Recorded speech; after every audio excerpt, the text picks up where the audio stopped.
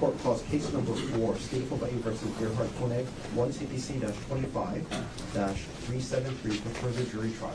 Counsel, can I have your appearances, please? Good morning, Your Honor. Good morning, ladies and gentlemen. Deputy Prosecuting Attorney Joel Garner for the state. Also present is Deputy Prosecuting Attorney Franklin Don Picaro Jr.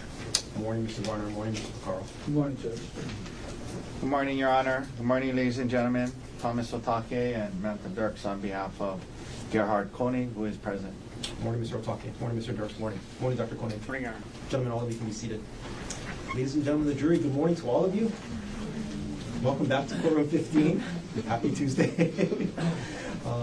The plan or the schedule is unchanged since we last left. So we're going to plan on being here for the better part of the day, as well as tomorrow. When I get a better idea, perhaps probably middle of tomorrow, I can give you an idea of perhaps how the rest of the trial is going to unfold. But at least for today, tomorrow, full days.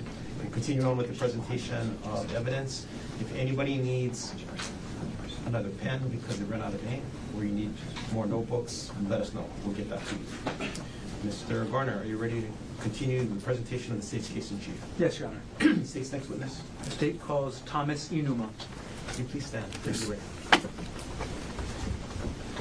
You do solemnly swear or affirm that the testimony about to give shall be the truth, the whole truth, and nothing but the truth? Yes. Please have a seat. Whenever you're ready, Mr. Garner. Okay, good morning. Good morning. All right, and as you testify today, can you speak into the microphone as much as possible? Yes. Okay. Can you please state your name? My name is Thomas Inuma. All right, and what is your occupation? I'm a police officer for the Honolulu Police Department. Okay.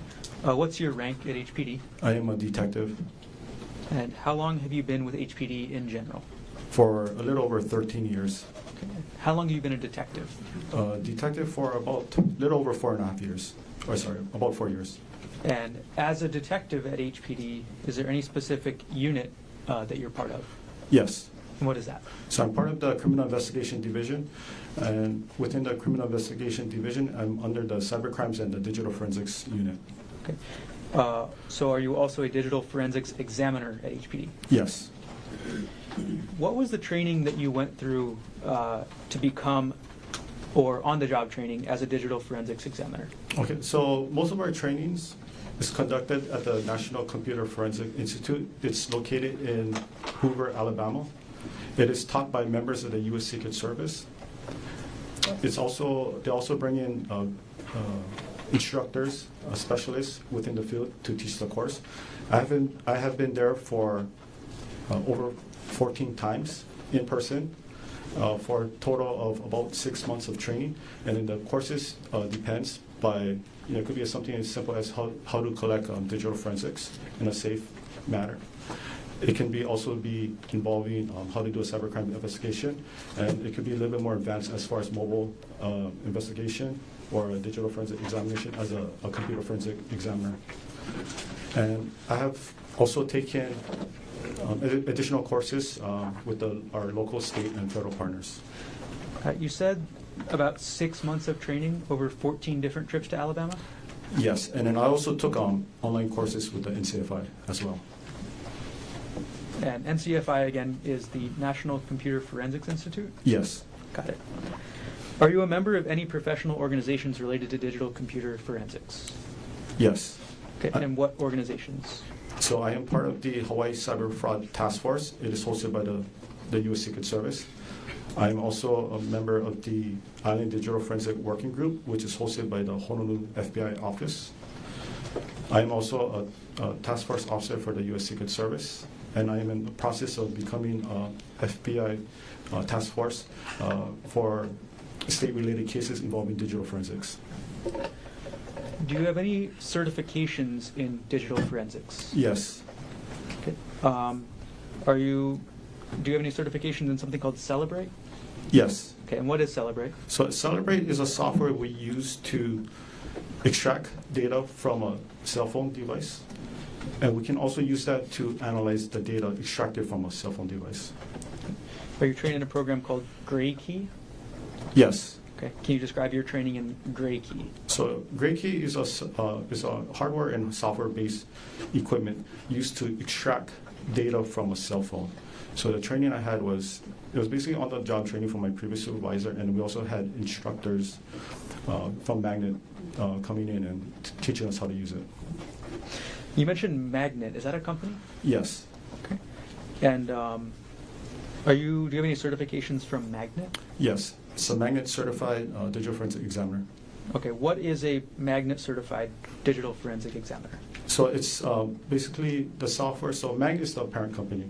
So the software, one of the software they have is called Axiom software, and that's a certification that I took and I completed and I passed the test. So you're certified in Magnet Axiom software? Yes. Okay. Was that certification at the NCFI or was that local? So that was the certification I took in NCFI. It was a 5-week course. It was taught. There was a 1-week period where it was taught by a Magnet certified instructor, and I completed the examination at NCFI. Okay. So to be a Magnet certified forensic examiner, you were also trained by a representative from Magnet Software? Yes. Have you attended any... Right. Have you ever performed on the job any cell phone extractions?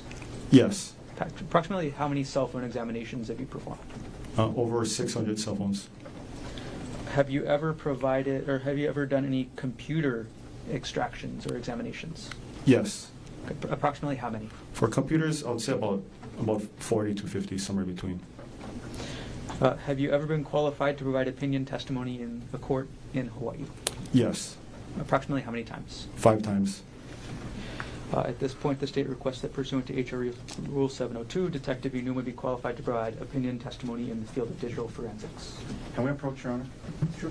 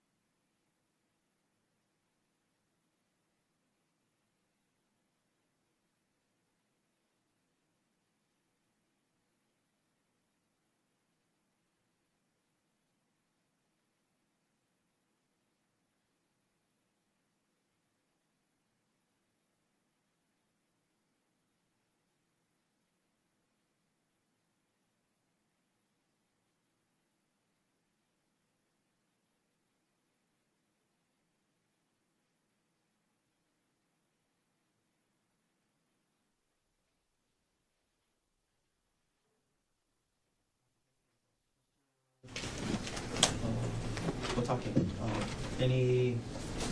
Nothing further. Okay. Thank you. The subject to the record that we've made up here at the bench, Detective Inuma will be allowed, ladies and gentlemen, to provide opinion testimony to you in the field of digital forensics. You may continue. Okay. Detective Inuma, were you assigned to complete digital forensic examinations for evidence items, in this case, under HPD Report 25-110958?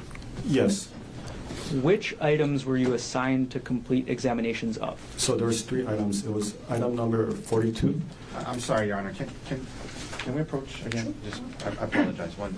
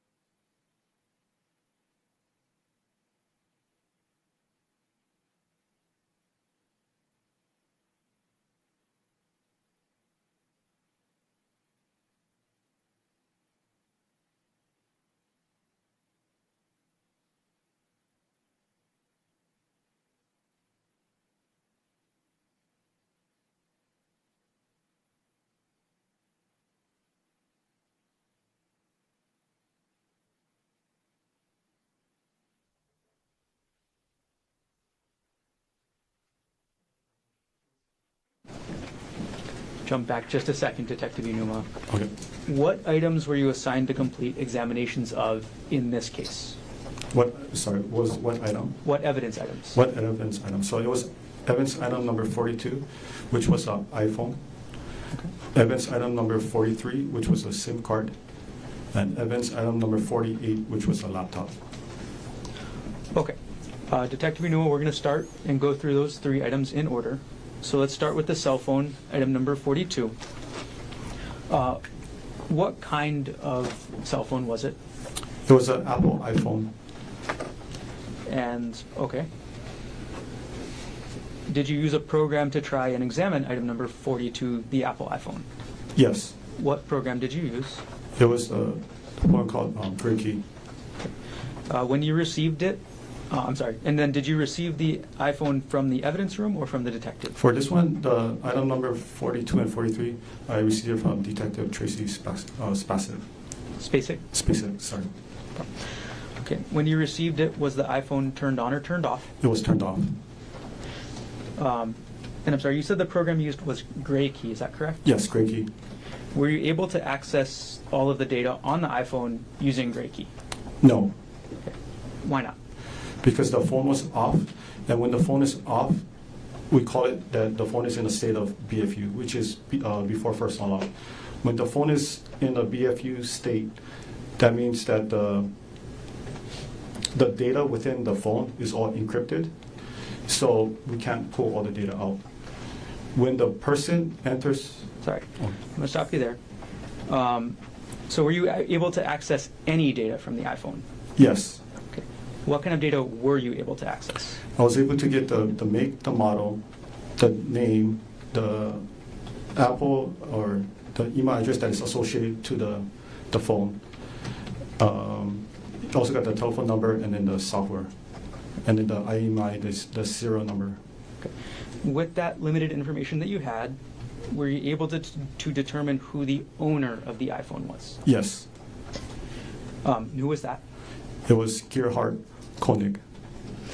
Were you able to find any associated email accounts with that iPhone, which was item number 42? Yes. Okay. Which email accounts? So there were 6 email addresses that was associated with that phone. There was 2 particular that I know offhand. The first one is Konig, so it's spelled Gkonig @gmx.com. And then the second one that was associated with that phone was Konig, same spelling, @proinbox.com. Okay. Were you able to access things like call history, message history, photos, internet searches? No. And once you got to that point where you couldn't access anything else, did you continue examining the iPhone? Not the iPhone itself. All right, Detective Inuma, let's move on to item number 43. And that was a SIM card you mentioned, right? Yes. Okay, first off, what is a SIM card? So SIM card is basically stands for subscriber identity module. So it's the chip that's inserted inside the cell phone, which will allow you to connect to the mobile network, such as T-Mobile, AT&T, Verizon. And how does a SIM card work in an iPhone like the one that you examined? So this one was an iPhone 13 Pro. So iPhone 13 Pro is the last model from Apple that has a physical SIM card slot. Anything newer from iPhone 14 and newer doesn't have a SIM card slot. It's all electronic SIM card. So for this one in particular, it was an iPhone 13 Pro. So there's a SIM card slot, and there's an ejection port within the phone. Okay. I'm going to put on the screen next to you, Detective Inuma, State's Exhibit number 85, which is already into evidence. Okay. Could you take that wooden pointer that's against the back wall behind you, and could you point out to us what the 2 items in this photograph are? Yes. So this item over here on the left, this is the SIM card slot. And then the one on the right is the actual SIM card. So the SIM card is inserted onto this SIM card tray, which is then placed inside the phone. Okay. And now I'm going to publish State's Exhibit number 84, already in evidence. And I'm going to zoom into the center portion of this photograph. Okay, Detective Inuma, what are we looking at this part of the photograph? So this is the part I was mentioning about. So this is where where you would insert the SIM card tray in here. And if you look at this photo right over here, you can see that the SIM card tray is not inside the phone. How do you remove the SIM card tray? So we have this tool, which is basically the SIM card removal tool. And it's about 1/2 inch long, and then the tip is very small, it's the size of like a pinhole. And we insert it inside this hole right over here. You have to apply some force to it, and then the SIM card slot will eject. Are there any household items that can be used along with that official SIM card tool that you mentioned? Objection, Your Honor. Can we approach? Sure.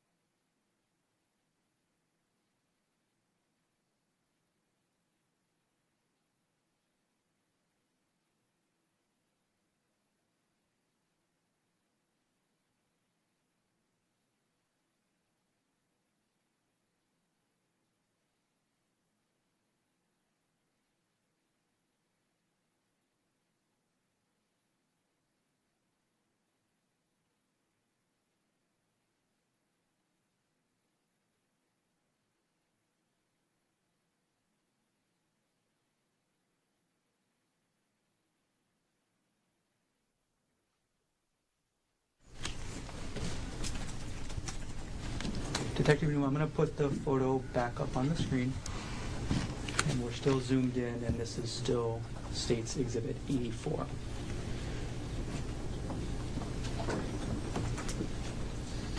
All right, Detective Newman, are there any household items that can be used along with the official SIM card removal tool to open that SIM card slot? You mean like official, or just whatever you can find inside your house? I'm Could asking be- about household items here. Oh, household items. Objection, Knox Foundation, Your Honor. It's not. If you can rephrase the question. Okay, Detective Newman, you already told us about the official SIM card tool, right? Yes, And you described it for us, right? yes. Okay, are there any other items that can be used to do the same job that are not the official tool? Yes. Okay. And what items are you aware of that can be used to open the SIM card slot? Okay. Same objection, Knox Foundation. Okay, you can testify. Okay, you can use a small paper clip. It's enough to fit into the port, ejection port. You can also use the back of a earring, and you can use like a push pin. It's recommended that it's something metal based, not plastic or wood, because it's going to break. And you cannot use pen or pencil because it's not going to fit in the port. Okay. I'm going to take the exhibit down, Detective. Okay. For the examination of the actual SIM card labeled as item number 43 in this case, were you able to extract any data from the SIM card? Yes. Okay. What type of data were you able to extract from the SIM card? I was only able to extract the phone number that was associated with this SIM card. Okay. So were you able to extract call logs, contact lists, any other type of data from the SIM card other than the phone number that was on the SIM card? No, just the phone number. Okay, Detective, we're going to go to the third item that you examined. The laptop. When did you begin your forensic examination of the laptop? For Item the- number 48. For the laptop, it was on May 29, 2025. Okay. That's when you began? Yes, that's when I checked it out of the evidence room. And was that laptop examined pursuant to a search warrant? Yes, And you mentioned this already, but I'll ask you to clarify. Where did you retrieve the laptop from? it was at the evidence room located at the Honolulu Police Department, the main evidence room. And after you retrieved the laptop from the evidence room, during the time that you were conducting your examination, was the laptop kept in a secure area? Yes, What area? it was located in our digital forensic lab. And then can you describe in general, and I'm going to approach now with what's been marked as States Exhibits 241 and 240, showing to Defense Counsel. Thank you. May I approach, Your Honor? Yes.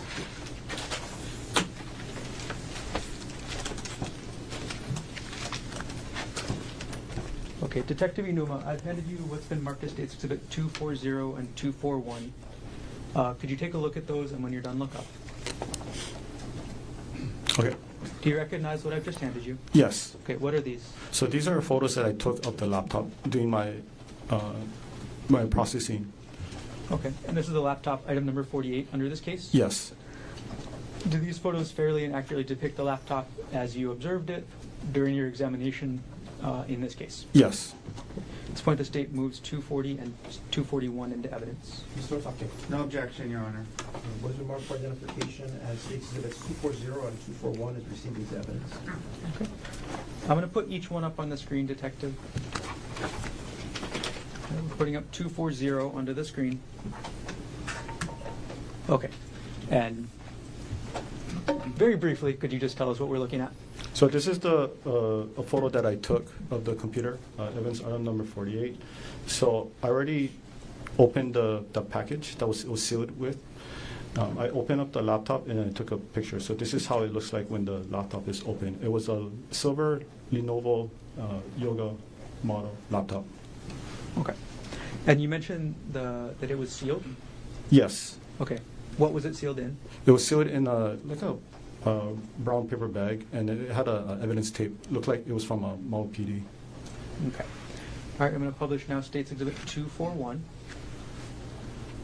Detective Inuma, what are we looking at in this exhibit? Okay, so this is the inside of the laptop. So for me to start my examination process, what I did was I opened up the laptop and I have to remove the we call it the solid state drive, but it's actually, common term is a hard drive, which stored the data from the laptop. Could you show us where the solid state drive is on this photograph? Yes. Right over here. Okay. Looks like you are referencing the right side of the photograph. I'll zoom in on that side.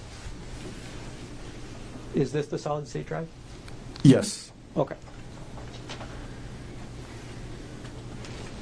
All right, I'm going to take the exhibit down.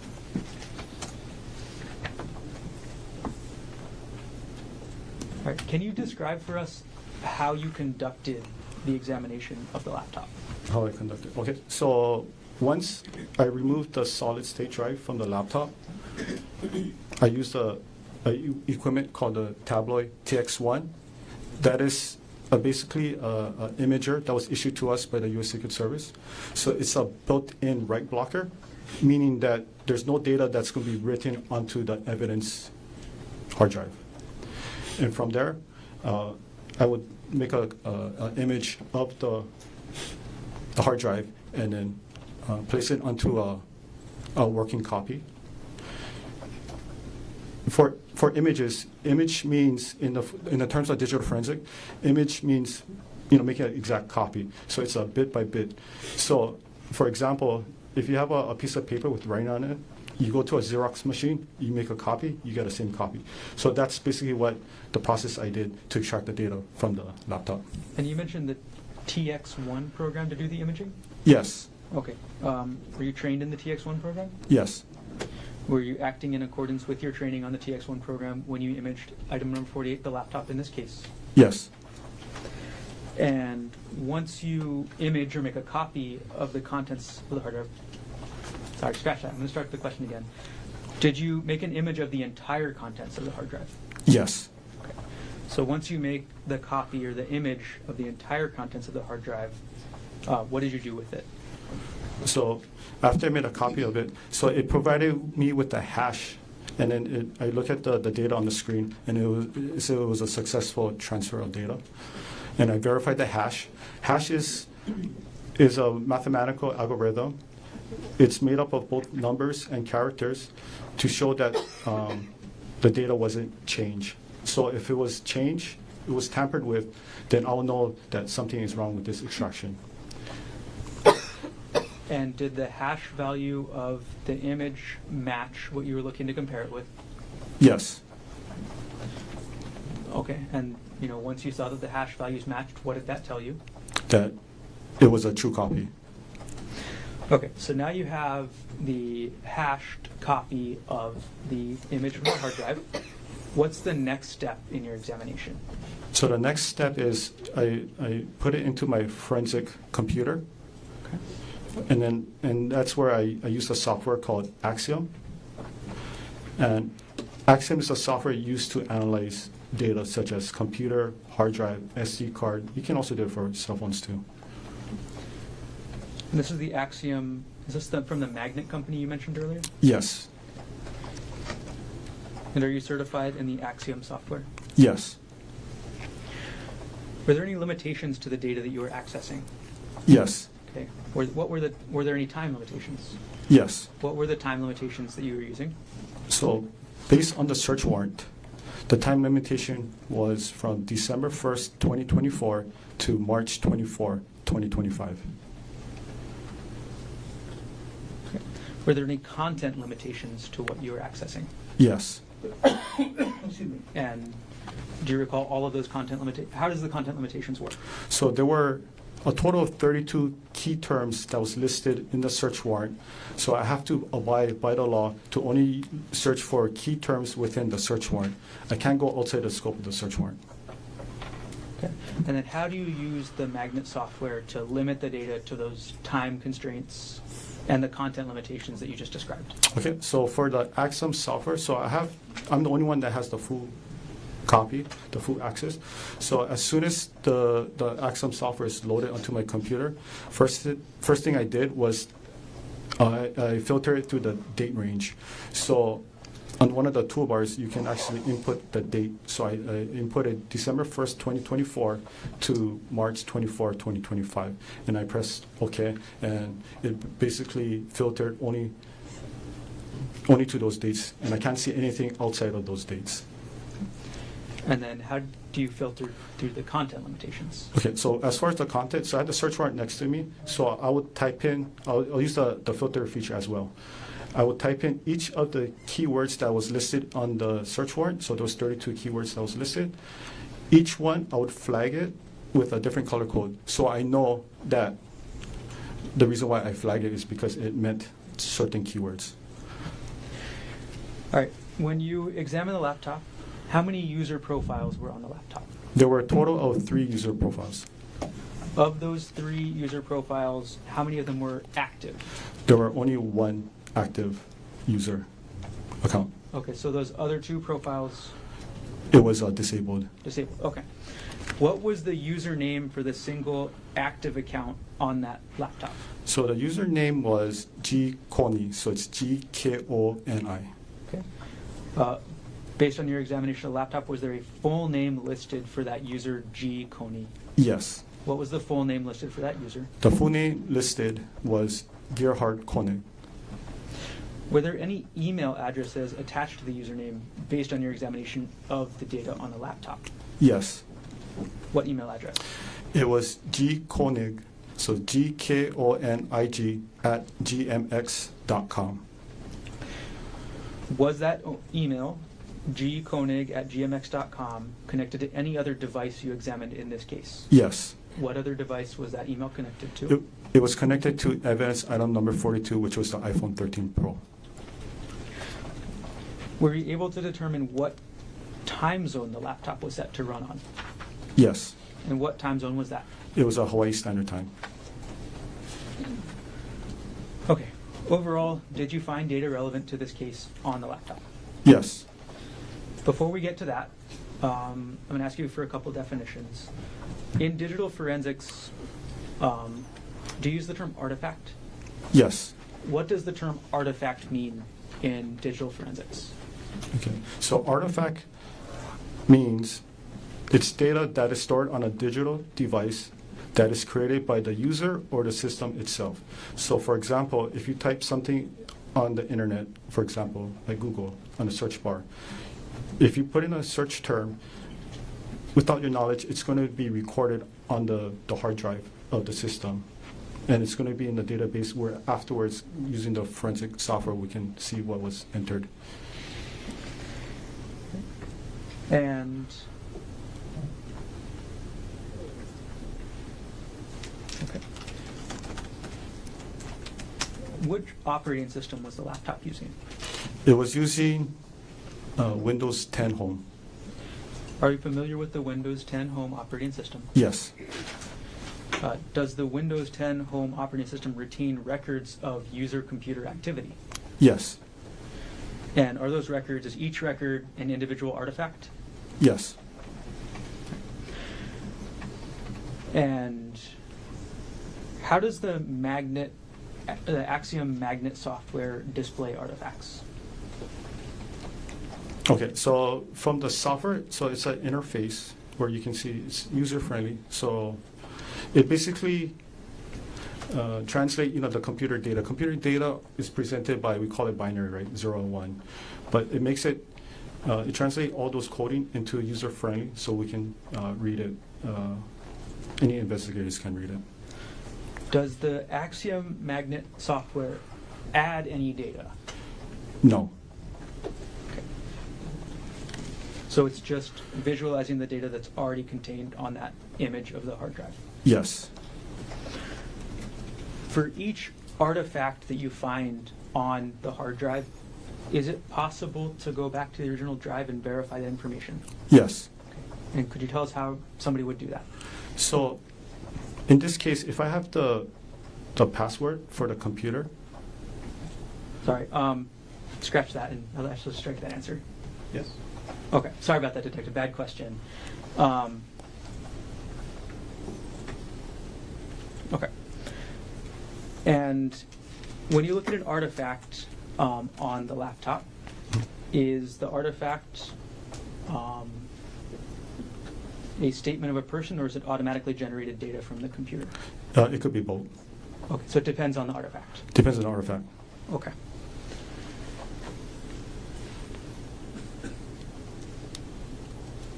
Okay, we're going to start going through the artifacts now, Detective. So I'm going to hand you what's been marked as State's Exhibit 105, already shown to defense. May I approach? Yes.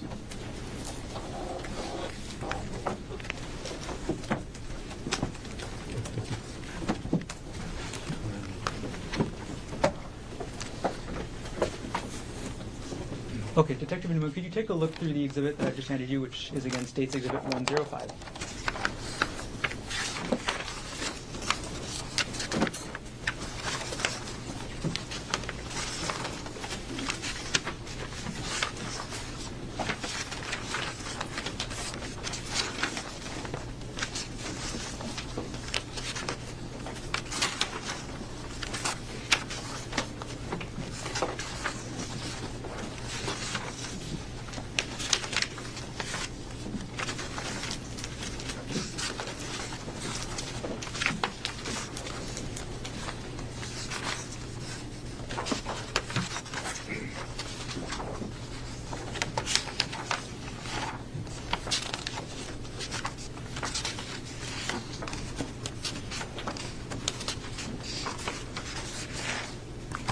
Okay, have you reviewed the exhibit?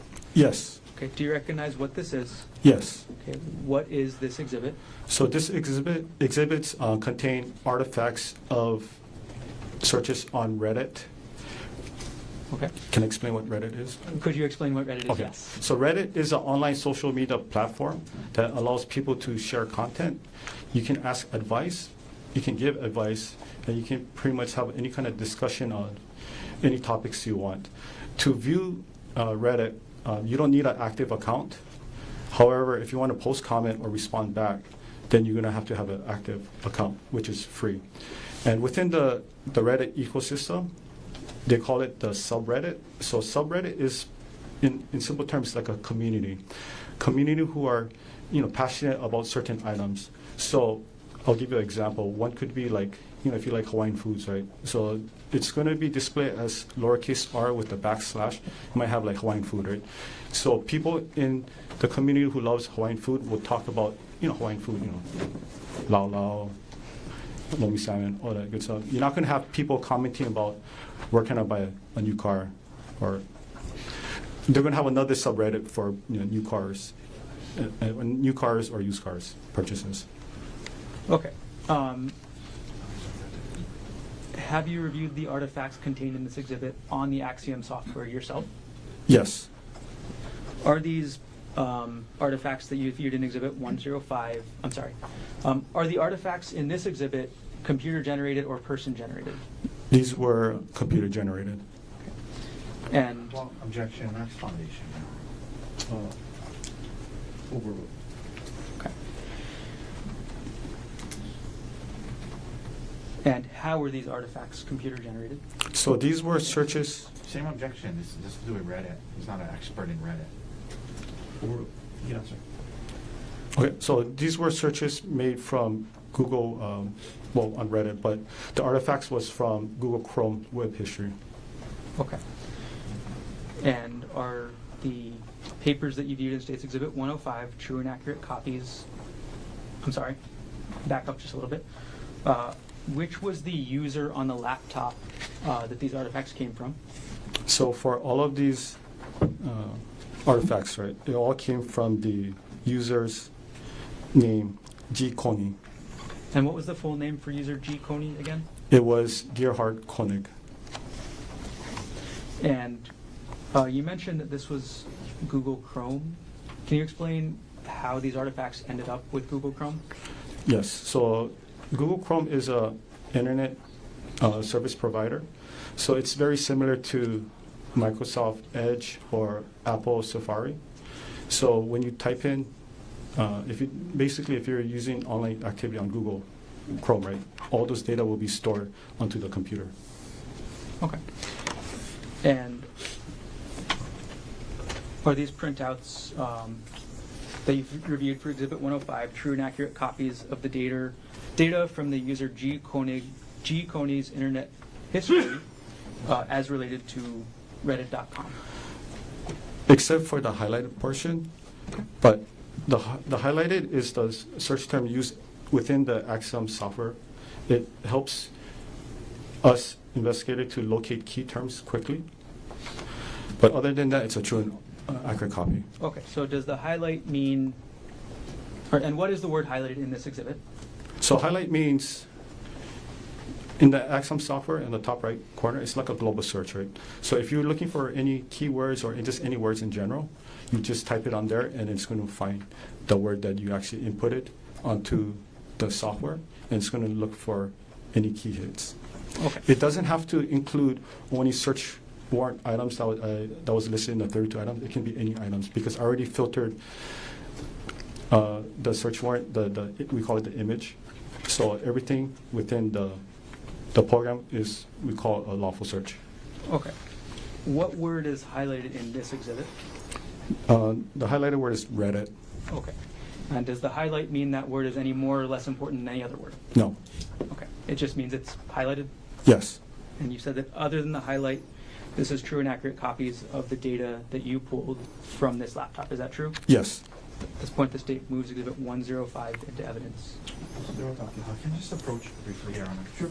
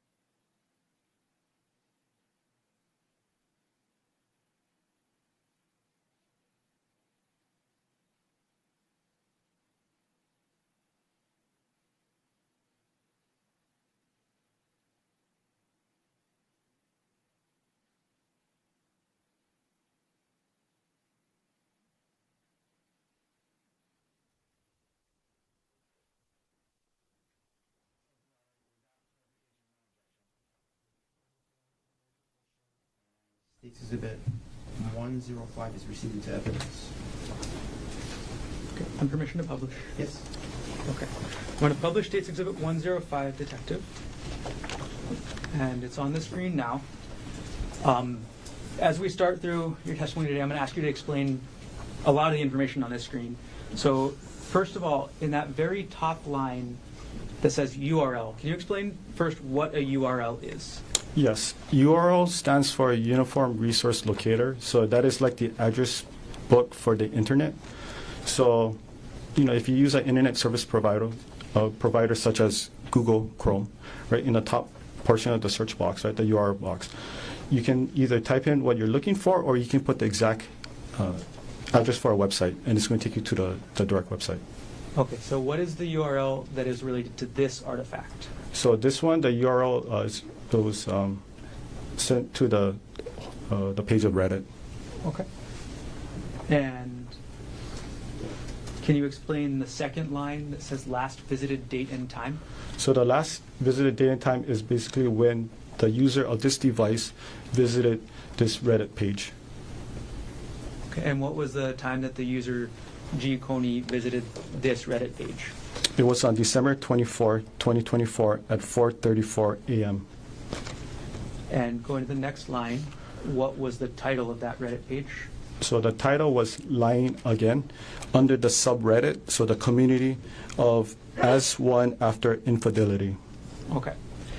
Scrolling down a couple lines, when it says artifact type, can you explain what that means? This basically means where the data was recovered. So in this case, it was recovered under the Google Chrome web history. Okay. And last thing I'm going to ask for this page 1 is under the evidence information section, there's a long string that says source. Can you explain what that long string of words with backslashes means? Or forward slashes? Yes, so that's basically the file path to locate that file or that data. So I like to put it this way. So it's like a street address for a file. So if I'm trying to explain, I'll give an example, where I work, I'll be the main, the folder, right? It'll be Detective Inuma, and then my workplace is going to be 801 South Baratena Street. So when I give somebody the instruction, each instruction that I provide will be like a subfolder. So if you're coming from the west side, I'll give the direction of you drive H1 east, you take the canal off. That's one instruction, which is a subfolder. Then you turn right on Ward Avenue, which is the second subfolder. Then you turn right on Baratena Street, which is the third subfolder. And when you reach to the 801 South Baratena, it's going to be on the left-hand side. So that's going to be the destination, the file. I know in Hawaii we don't use street names. We use landmarks like, past the coconut tree. It's on the pink house, turn right, and then my house is going to be on with the red car, right? But that's the same principle. So if you give anybody that instruction, it allows you to locate that item or that file quickly and efficient as possible. Okay. So if you follow this instructions in this source, what do you find? So if you look at the source, let me use the pointer. And I'll actually zoom in on that one area of the photograph as well. Okay. So right here, if you look at this is the 927 gigabyte. Just to give you context, that's how much data was recovered from the overall extraction. It was a 1 terabyte drive. The user is basically the user of this laptop. So it was assigned to a user named G. Konig. And it, as you follow it down, that's the path it used to locate this data, which is under the Google Chrome, the user data, the default, and the history. Got it. Okay, thank you for explaining. Okay, Detective Inuma, I'm going to go on to page 2 of State's Exhibit 105. Okay, we're now looking at page 2 of State's 105. Can you explain what the last, and before we get any further, just to clarify, you already mentioned this maybe, all of the artifacts in this exhibit are the same type of artifact? Yes, it's all from the Google Chrome web history. Okay. So when was the last visited date and time for page 2? For this one particular, Yes. the last visit time was December 24, 2024 at 4:37 a.m. And what was the title of the page that was visited at that time? So the title was called It's Over under the subreddit as one after infidelity. And which was the user accessing this, which user on the laptop was accessing this? So if you look on the source, it tells you the user name was Konig. Right, we're going to go to page 3 and we'll publish. Again, what time was the last visited date and time? The last visit date and time was December 24, 2024 at 4:55 a.m. Okay. All right. Publishing page 4. Could you tell us the last visited date and time of this artifact? Yes, so the last visit date and time is December 24, 2024 at 4:57 a.m. Okay. And could you tell us, if you know, there's no title on this artifact, is there? There's no title that is actually written on this side of the column, but if you just look at the URL and you follow the path, you can easily identify the title of this post. Okay. How do you identify the title of the post from the URL? So as I was mentioning earlier, so the title, it's under the subreddit as one after infidelity. So the title is after the, on this one, it's going to be the second page, right? After the comment box. So this is where people post their own self-posts within the as one after infidelity ecosystem. Okay. All right. I want to move to the next page, which is page 5. And for each of these now, Detective, now that you've gone through a couple of how these artifacts look, I'm just going to ask you the same thing. Could you explain to us the last visit date and time as well as the title, okay? Yes. So for page 5, what was the last visit date and time? So the last visit date and time is December 24, 2024 at 4:49 a.m. Okay, and what was the title of this page? The title was called I Did a Horrible Thing under the subreddit as one after infidelity. Okay. We're going to go to page 6 now, Detective. What was the last visited date and time of this artifact? So the last visit date and time was December 25th, 2024 at 3:23 a.m. Okay. And what was the page visited in this? So in this one, it was the homepage of the as one after infidelity under the Reddit website. That was the home page of this specific subreddit? Yes, this is the homepage, correct.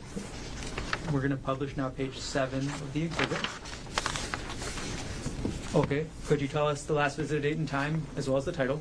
Last visit date and time was December 25th, 2024 at 3:25 a.m.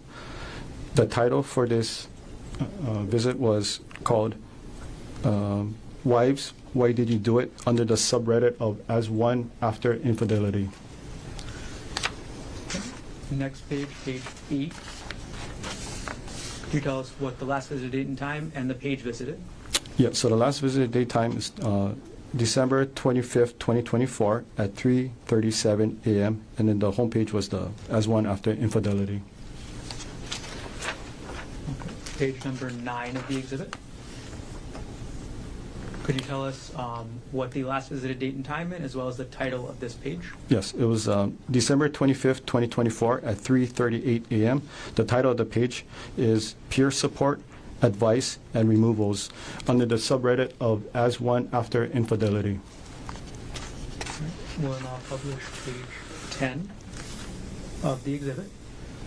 Could you tell us again last date and time as well as title? Yes, so it was visited on December 25th, 2024 at 3:38 a.m. The title of this is I Understand, But I Don't Understand under the subreddit As One After Infidelity. We're going to go to page 11, Detective. Could you tell us again the same thing? Yes, the last visited was on December 25th, 2024 at 3:40 a.m. The title is called Those Who Have Been Betrayed. Did You Fall Out of Love with Your WP while trying to reconcile under the subreddit as one after infidelity. Do you want me to explain what WP? No. Okay. All right. Sorry, we are now on page number 12. Could you explain the last visit date and time as well as what page was visited? Okay, the last visit date time was December 25th, 2024 at 3:44 a.m.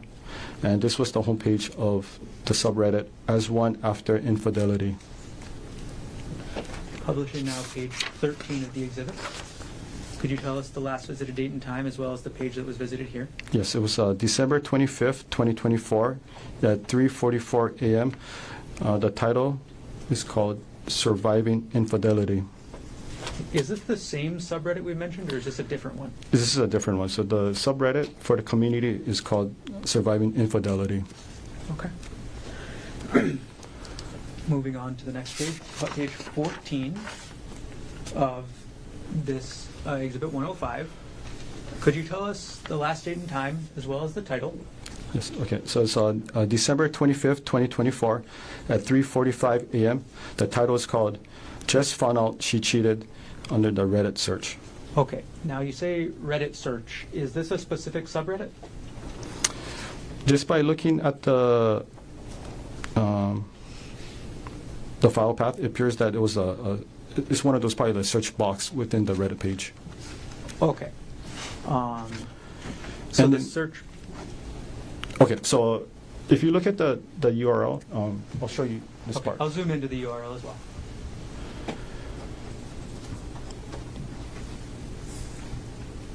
Okay. Could you explain for us how the search affects any of this? Yes. So for this part, if you look at the word or the letter Q, Q stands for query. So that's usually what the person put inside a search bar.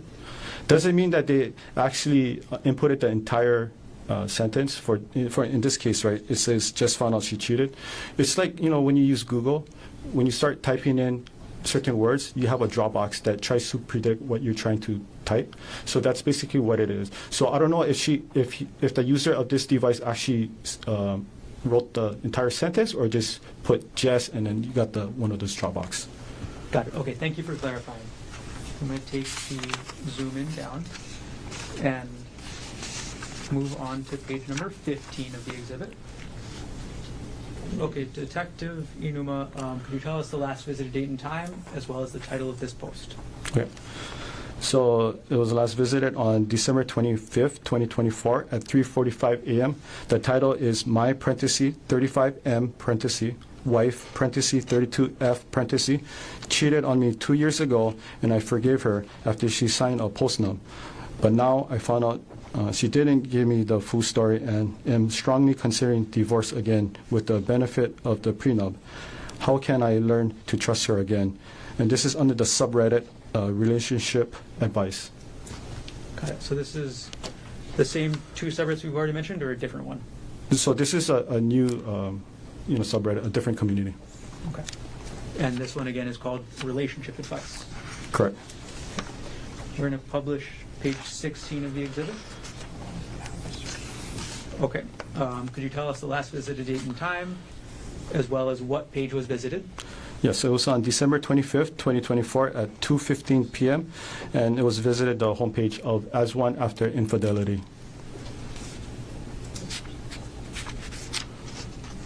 Page number 17 of the exhibit. Could you explain last visited date and time as well as the title? Yes, so it was visited on December 25th, 2024 at 2:16 p.m. The title is called Expecting More Disclosure under the subreddit As One After Infidelity. Page number 18 of the exhibit.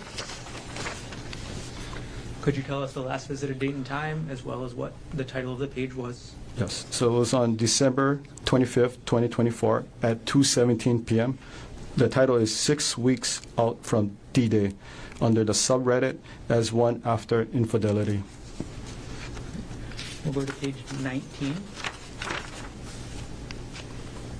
Could you tell us again last visited date and time, as well as what page was visited? Yes. So it was on December 25th, 2024 at 2:18 p.m. and this was the homepage of As One After Infidelity. Okay, we're now on page 20, almost there, of this exhibit. Could you explain to us, same thing as always, last visited date and time, as well as title? Yes. So it was December 25th, 2024 at 2:19 p.m.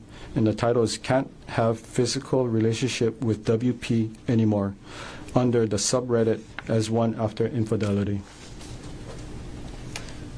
Page number 21 of the exhibit. Could you tell us what the last visited date and time is, as well as explain what the URL means? Yes. So the last visit date and time was on December 25th, 2024 at 2:22 p.m. And based on the URL, so it was under the subreddit As One After Infidelity, and the user of this device searched for the term DARVO, D-A-R-V-O. Okay. Detective Inuma, do you know yourself, have personal knowledge of what the term DARVO means? Prior to this, Objection, Lacks foundation. It's asked the Lane Foundation. Go ahead and answer the question. So do you have personal knowledge of what the term DARVO means? no. Okay. When you say prior to this, do you have personal knowledge today of what that term means? Yes. Okay. Same objection, Your Honor. How did you acquire that knowledge? So I used the Reddit. I visited the Reddit page and I basically type in DARVO. And also use Google search to just cross-reference it to make sure that it's similar Okay. definition.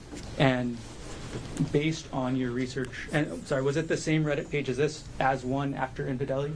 Yes. Were you able then to determine what the term DARVO means? Yes. Okay. Detective Nemo, could you explain to us what the term DARVO means? Give it just a moment. Okay. Could you explain to us? Say, but that's fine. Whatever. Could you explain to us what the term DARVO means? So the DARVO, so it's an acronym. So the D stands for deny, A stands for attack, R stands for reverse, victim, and offender. Thank you for explaining. We're going to move to page number 22. Okay. Now we have page 22 of State's Exhibit 105. Could you explain to us again last visited date and time, as well as the title of the page? Yes. So it was visited on December 25th, 2024 at 2:22 p.m. And the title is Dealing with Intense Limerence / Affair Fog and DARVO from My Wife. I found AP's wife's detail under the subreddit As One After Infidelity. Okay, and the visited date was December 25th at 2:22 p.m.? Yes, 2:22 p.m., correct. Looking now at page 23 of this exhibit. Could you explain to us the last visited date and time, as well as the title?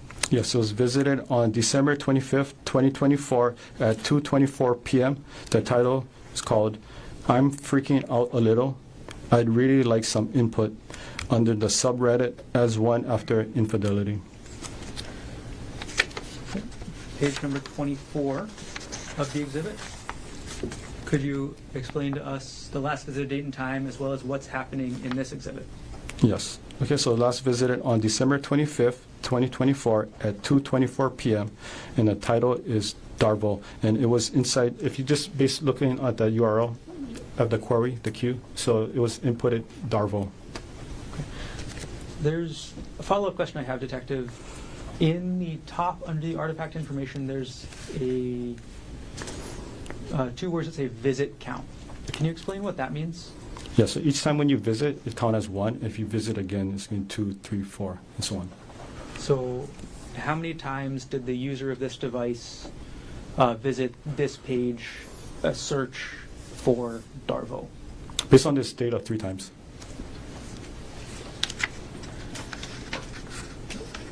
Moving on to page number 25, could you tell us the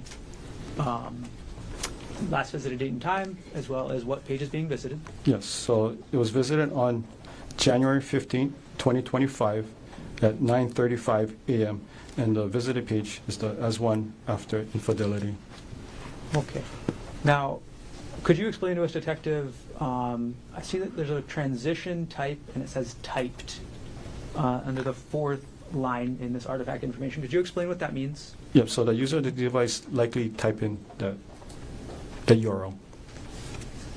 And last page of this exhibit,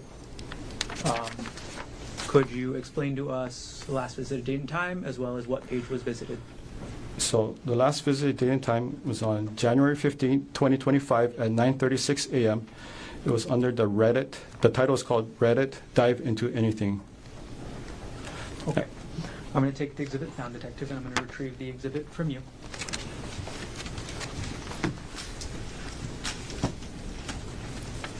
I'll hand the exhibit to the clerk.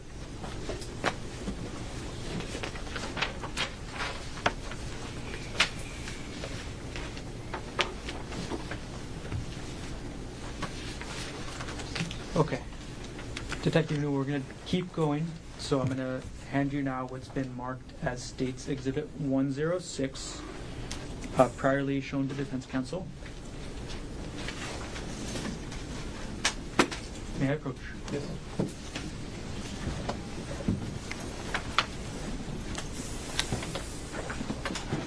Okay, Detective Unuma, I've handed you what's been marked as State's 106. Could you take a look through real quick and look up when you're done?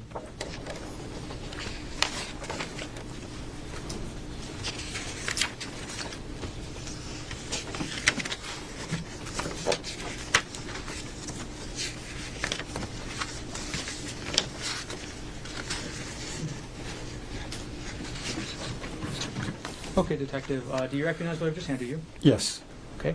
Are these artifacts from your search of the laptop? Yes. How many artifacts are in this exhibit? 7. And what type of artifacts are these? These were email purchase order that was sent to the computer. Okay. What email address were they sent to? It was sent to gkonig@gmx.com. Okay. And that's the previous email you mentioned as being associated with both the computer and the iPhone, is that correct? Yes. And when you said they are purchase orders, are they receipts? Yes, it's a receipt. Okay. And are these true and accurate copies of the artifacts you found on item 48, the laptop with the username Konig? Yes. Okay. And again, is there anything highlighted in these artifacts? And this one, no. Okay. At this point, the state would move to admit State's Exhibit 106. No objection. It wasn't marked for identification as State's Exhibit 106 is received into evidence. Okay. I'm going to publish up on the screen, Detective, and we'll try and move quicker this time. Who is, and this is page 1, who is the email from, or what email address is the email from?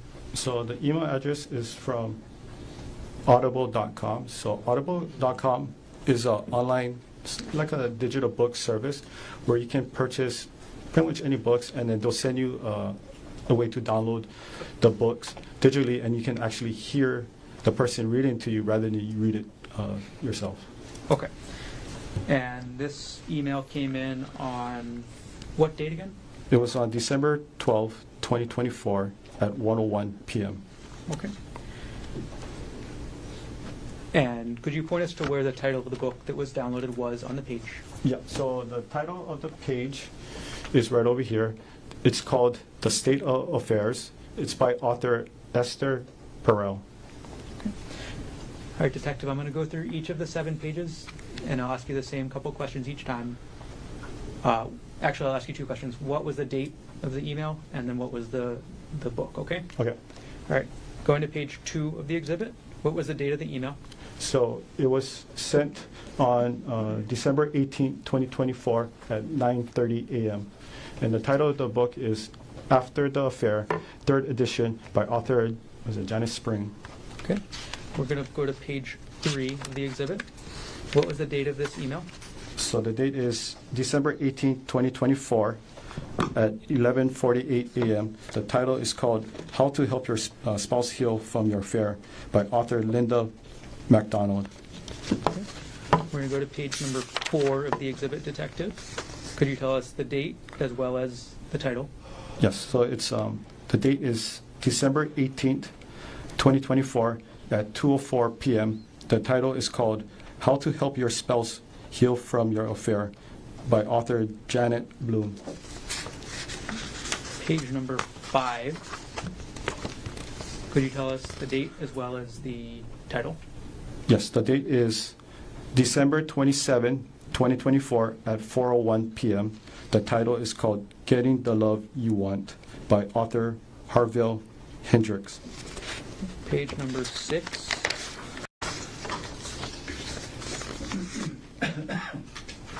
Could you explain the date as well as the title? Yes, so the date is January 7, 2025 at 4:32 a.m. And the title is called Not Just Friends by author Shirley Glass. Okay. And page number 7. Could you explain the date as well as the title? Yes, the date is February 14th, 2025 at 12:22 p.m. The title is called The Let Them Theory by author Mel Robbins. Okay. I'm going to take the exhibit down, and Detective, I'm going to retrieve the exhibit from you.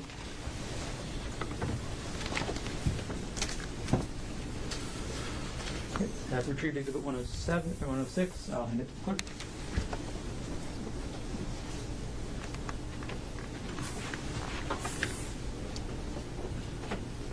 Okay. Detective Newman, I'm going to approach her now with State's Exhibit 107, previously shown to Defense Counsel.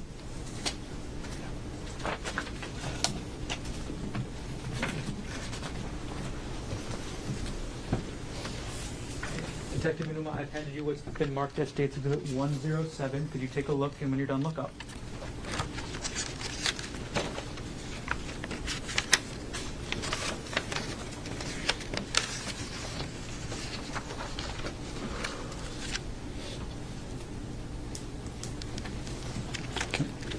Okay, could you, do you recognize what I just handed you? Yes. Okay, what is this? So this is part of the email file that was sent to the computer. Okay, and which email address was this sent to? It was sent to gkonig@gmx.com. Okay, and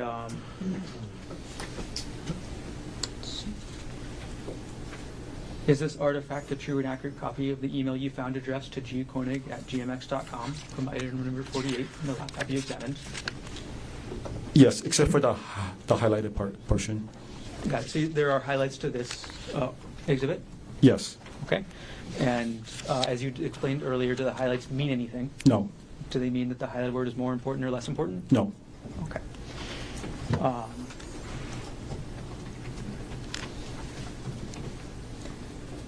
All right, and at this point, the state will move State's Exhibit 107 into evidence. Mr. Otake, in addition to the record we've already made, No objection. and what has been marked for identification as State's Exhibit 107 will be received into evidence. Okay. All right, Detective, I'm publishing State's Exhibit 107. We're on page 1 here. Could you explain who the email is from? Yes. So the email is from Walmart.com. Okay. And one more time, who the email was addressed to? It was addressed to or sent to the email gkonig@gmx.com. Okay. And the email may speak for itself a little bit here, Detective, but what is the email about?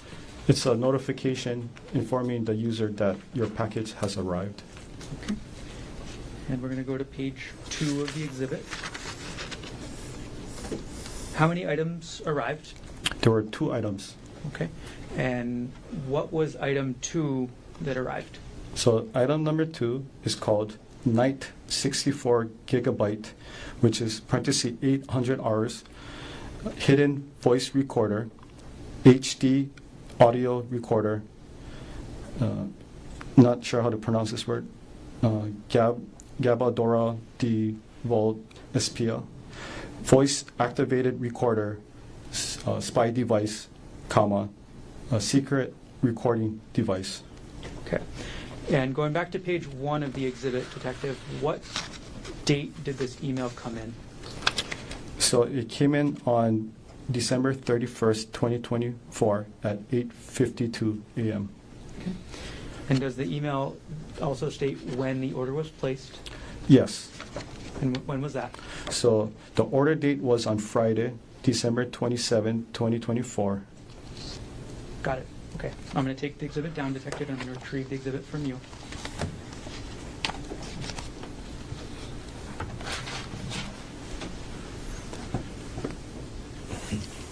And I'll hand State's Exhibit 107 to the clerk. Judge Powers. We've been going long, but I think we'll just continue the bill. We'll take one recess this morning. No problem. Thanks for checking. Okay. Detective Inuma, I'm going to do 2 for 1 right now. I'm going to approach with what's been marked as State's Exhibit 108 and 109, previously shown to Defense Counsel.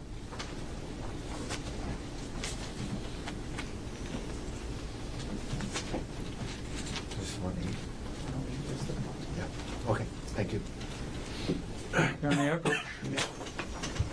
Okay, Detective Inuma, I'm handing you now what's been marked as State's Exhibit 108 and 109. And if you need to refer to them on the back side of the last page of each exhibit, there's a little sticker with the number if you need to find it. Could you take a look through both exhibits, and when you're done, let me know.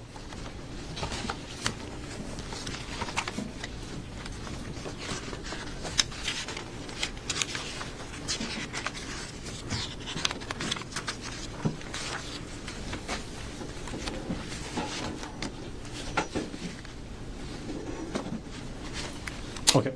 Okay, let's start with Exhibit 108. Detective, do you recognize what that is? Yes. Okay, what is that artifact? So it's an email. Okay, who was the email from? So the email is from a user, G. Konig at proinbox.com. Is that one of the emails you mentioned earlier? Yes, it was one of the email that was associated with the iPhone 13 Pro, evidence item number 42. Okay. And who was the email addressed to? It was addressed to a person by the email, just by looking at the name, Andrea Miller at, I think it's like KYNDRYL.com. Okay. And this exhibit states Exhibit 108. Is that a true and accurate copy of the artifact that you observed during your examination of item number 48, the laptop in this case? Yes. Okay. At this point, the state moves Exhibit 108 into evidence. Mr. Otake. No objection, Your Honor. It has been marked for identification as State's Exhibit 108 is received into evidence. And Detective, could you take a look at 109 that you have as well? Yes. Do you recognize what this is? Yes. Okay. What type of artifacts are these? So these were email, like a purchase from LinkedIn. LinkedIn. Okay. And where did you find these emails on the computer? Oh, it was in the email file. Okay, sorry. Who were the emails addressed to? It was addressed to the email address G. Konig at proinbox.com. Okay. And how many pages are in this exhibit?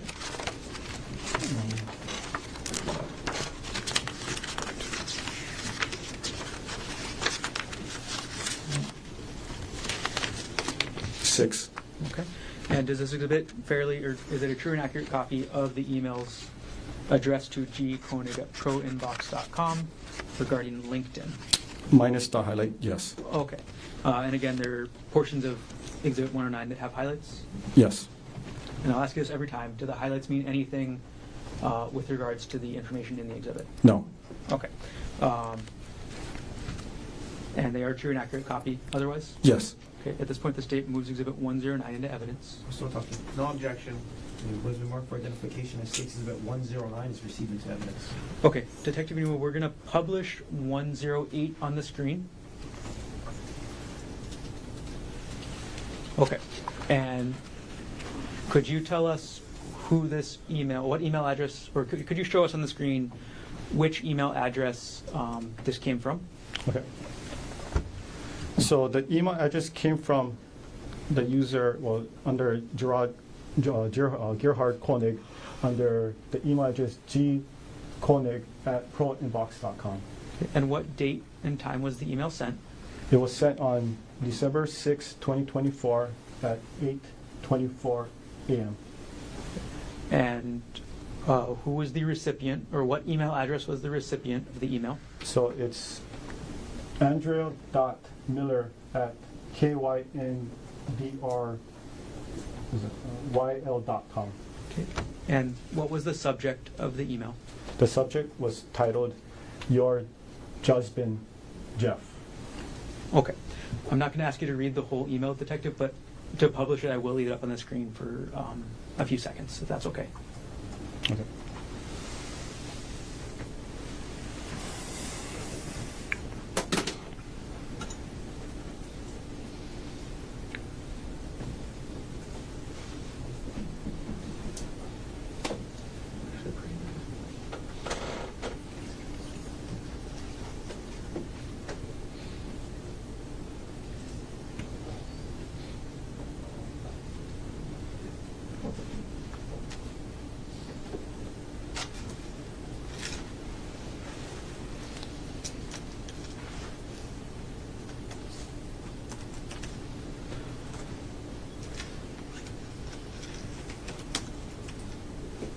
I'll leave the exhibit up for just another couple of seconds, and then I'll take it down.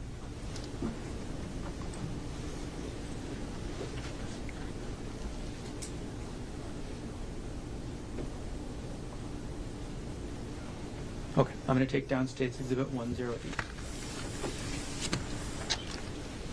Okay, Detective Inuma, I'm going to retrieve the exhibits from you now. Both of them. Okay. They'll hand 108 and 109 to the clerk.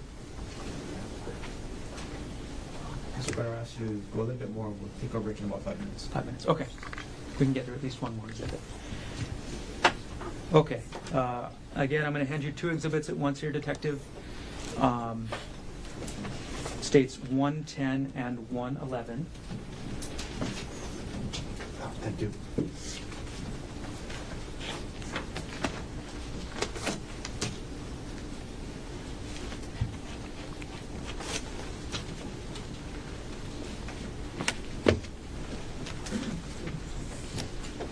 Okay, Detective. I've had you States 110 and 111. Could you take a look at those for us?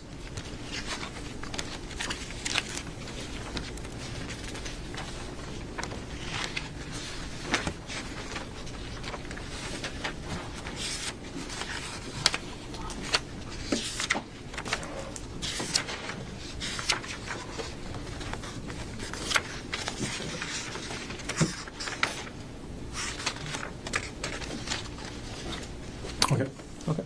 Do you recognize what I've just handed you? Yes. Okay, what are these? So these are artifacts of the searches that was made on the computer from Google searches regarding hikes. Okay. You said these are artifacts regarding heights? Yeah, regarding hikes. Oh, it has other things too, but regarding hikes. Okay. And are these artifacts, sorry to clarify, are they search history artifacts? Yes. Okay, and what is the date range of these search history artifacts? So so it's from February 28, 2025, and then the last one is March 4th, 2025. Okay. Are these true and accurate copies of the search history artifacts related to hiking that you found on item 48, the laptop with the username G. Konig? Yep, so the first one, that's one I highlighted during my search under my report. The second one, it's highlighted. Okay. And again, it doesn't mean anything. The highlights, again, don't mean anything? Correct. Okay. So other than the highlights, are they true and accurate copies of the artifacts you found on the laptop? Yes. Okay, at this point, the state moves exhibit 110 and 111 into evidence. I'm still talking. No objection. Was marked for identification as states that 110 and 111 will be received into evidence. Okay. Detective Numa, I'm going to publish states 110. Okay, could you explain to us what we're looking at? Okay, so this is what I use for the Axiom software. So I filtered it, and if you look at it, these are all search history relating to hikes. The search term was provided from the search warrant. Okay. And we're going to move on to State's Exhibit 111. And we're going to go through each page here, Detective. So could you explain to us, going from the top, so page 1 of Exhibit 111, what is the search term? The search term for this was Maui secret hikes. Okay. And how does the software pull that search term? So it was, the artifact was from the Google search database. And as far as I was explaining earlier, if the person actually typed it in or if was it one of those Dropbox. So as you can see, is as Q as in query. So the person had to type in Maui first, and then afterwards it's going to have a Dropbox. But in this case particular, it tells you over here the original search inquiry was Maui secret hikes. Okay. And could you point out to which area it said the original search query was? Yeah, right over here. And again, just to remind us one more time, what user on the laptop is putting this search query in? So it's under the user G20. Okay. And what date and time was this search done? It was done on February 28, 2025 at 2:55 p.m. Okay. Detective Newman, we're going to go to page 2 of the exhibit. Could you tell us the date and time as well as the original search query for this page? Okay. The date and time is February 28, 2025 at 3:13 p.m. The original search query was secret hike Waikamoi Falls. All right. We're going to move on to page 3, Detective. Could you tell us what the date and time of the search was as well as the search query? Okay, so the date and time was February 28, 2025 at 3:17 p.m. The original search word was best hikes on Oahu. We're going to go to page 4.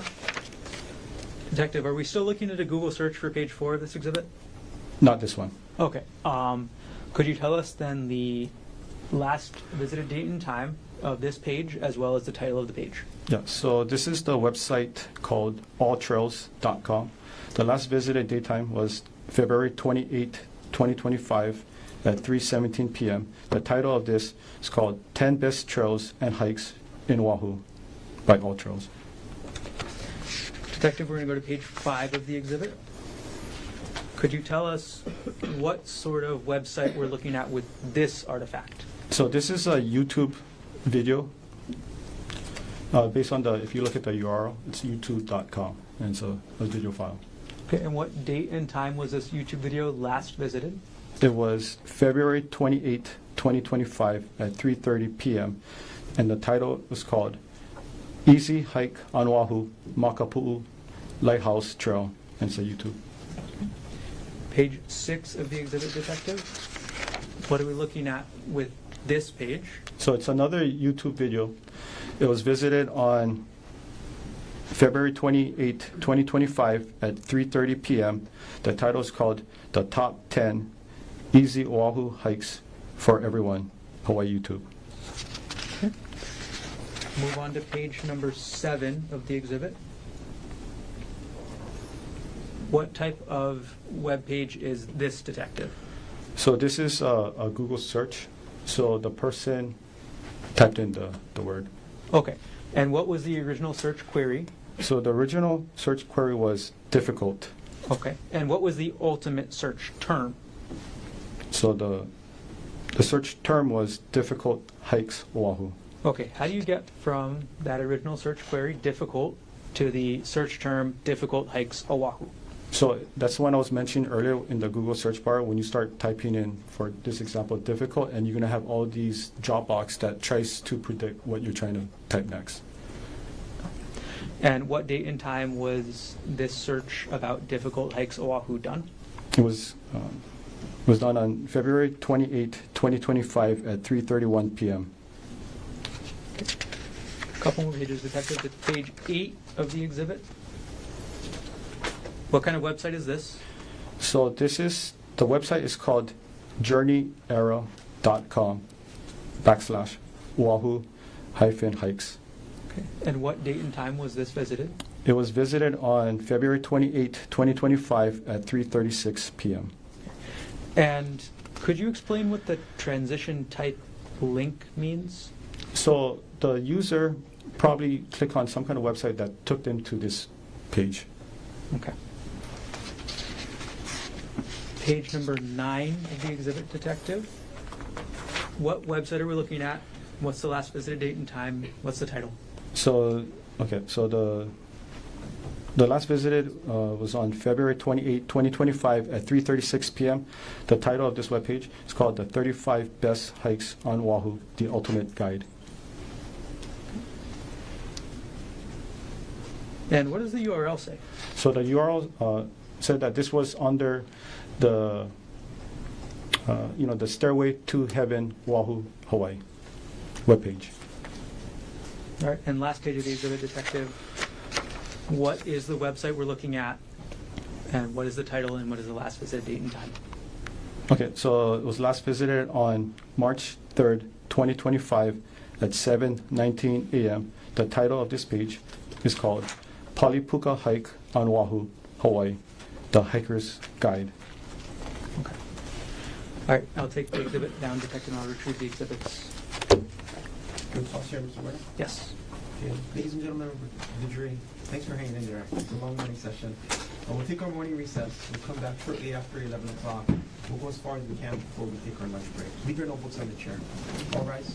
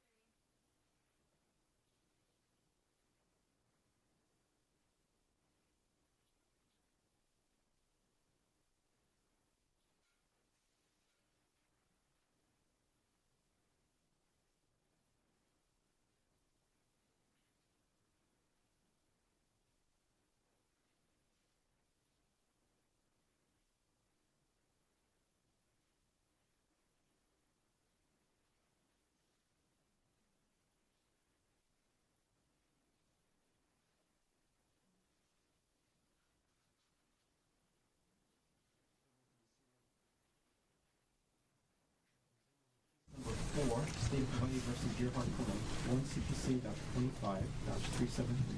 Dr. Konig is present in court with all 4 counsel of record.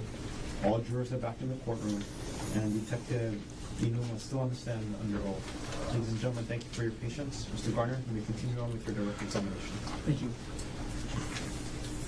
Okay, Detective, first thing I'm going to do is I'm going to retrieve the exhibits that are left up on the stand from before the recess. I can take the photos. I'll hand them to the clerk.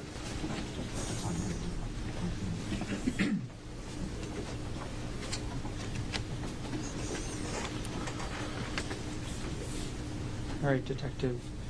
We finished up looking at State's Exhibit 111.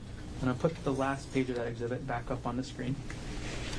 So, the last website you mentioned was the Paulipuka hike at journeyera.com. Is that correct? Yes. Okay. During the course of your investigation, did you ever visit this website? Yes. I'm going to approach with what's been marked as State's Exhibit 112, previously shown to defense.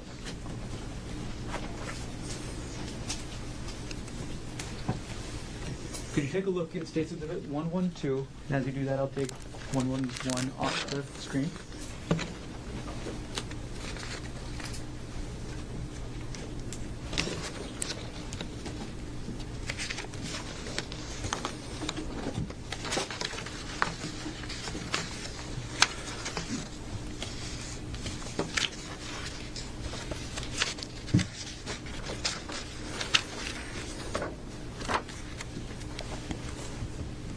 Yes. Detective Newman, do you recognize what I've just handed you? Yes. Okay, what is that? So this is okay. So I use the we call it the Wayback Machine. So Wayback Machine is an online website that allows the user to go back in time to visit a certain, it can be any website, right? And it's like an internet archive, and it creates an accurate snapshot of what that website appeared on that particular date and time in history. And this is the it's run by a nonprofit organization, and we use it in our industry. This was also brought up to us by the NCFI, the National Computer Forensic Institute, if you want to go back on the website and see what it looked like. Okay. So can you explain why you went back to look at the Wayback Machine, to look at historically what this journeyera.com article about the Paulipuka hike looked like? Yeah, so in this case, the user of the computer visited this webpage on March 3rd, 2025. So I wanted to see the content that was posted around that time. Okay. And how did you use the Wayback Machine to view the content as the user would have seen it on March 3rd, 2025? Okay, so I used 2 different dates, right? So one occurred prior to the search, which was on January 14th, 2025, and I used another a key point was April 26, 2025, to see if there were any changes on the website. Okay, so you said these 2 different dates. Are those different dates that the Wayback Machine archived that website? Yes. Okay. And did you then compare the content on those 2 different dates? Yes. Okay. Was there any difference between the content between the January 14th, 2025 date and the April 26th, 2025 date that website was archived? No, they're the same. And which date then do you have up there with State's Exhibit 112? So this one, it was from the January 14th, 2025. Okay. So the archived copy of this website about the Paulipuka hike you have from the archive date of January 14th, 2025? Yes, correct. Okay. And is this a true and accurate copy of the archived copy of that website on that date? Yes. And you mentioned that you use the Wayback Machine in your work. Can you explain that?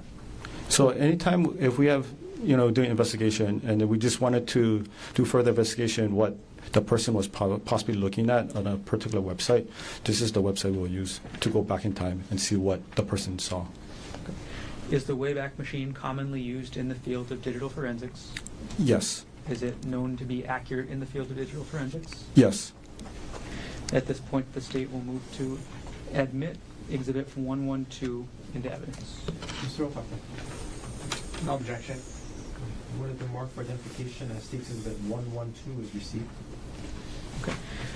Detective Unuma, I'm going to publish States Exhibit 112 onto the screen.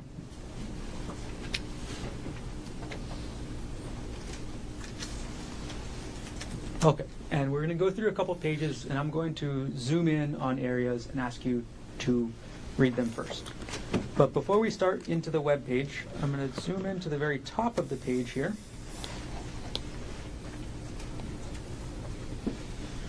What is that part of the web page? Okay, so this is the URL from the Wayback Machine. So this is basically, it's indicating that this is the website I visited. And then the date, the 2025, it's going to be November, or was it January 14th? So that's the date that it was able to capture for this exhibit, So for the website. 2025 01 0114. 14. That's the archive date. Yes, correct. Okay. I'm going to take that down. And we're going to go to page 2.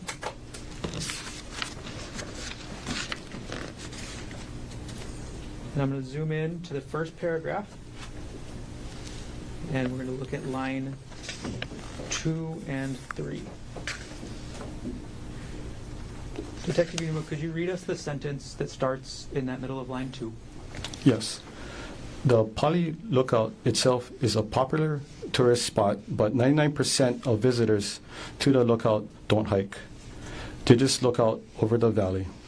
The Pali Notches hike begins on the right-hand side of the parking lookout. Okay, thank you, Detective. I'm going to zoom into the bottom 2 lines of paragraph 2, Detective. Could you read the bottom 2 lines of paragraph 2 on this page? Yes. Okay. The hike isn't necessarily dangerous, but much of the path is on the edge of a huge drop-off. Does that make it dangerous? You decide. Okay, I'm going to remove that zoomed area. Right. We're going to move on to page 3, Detective.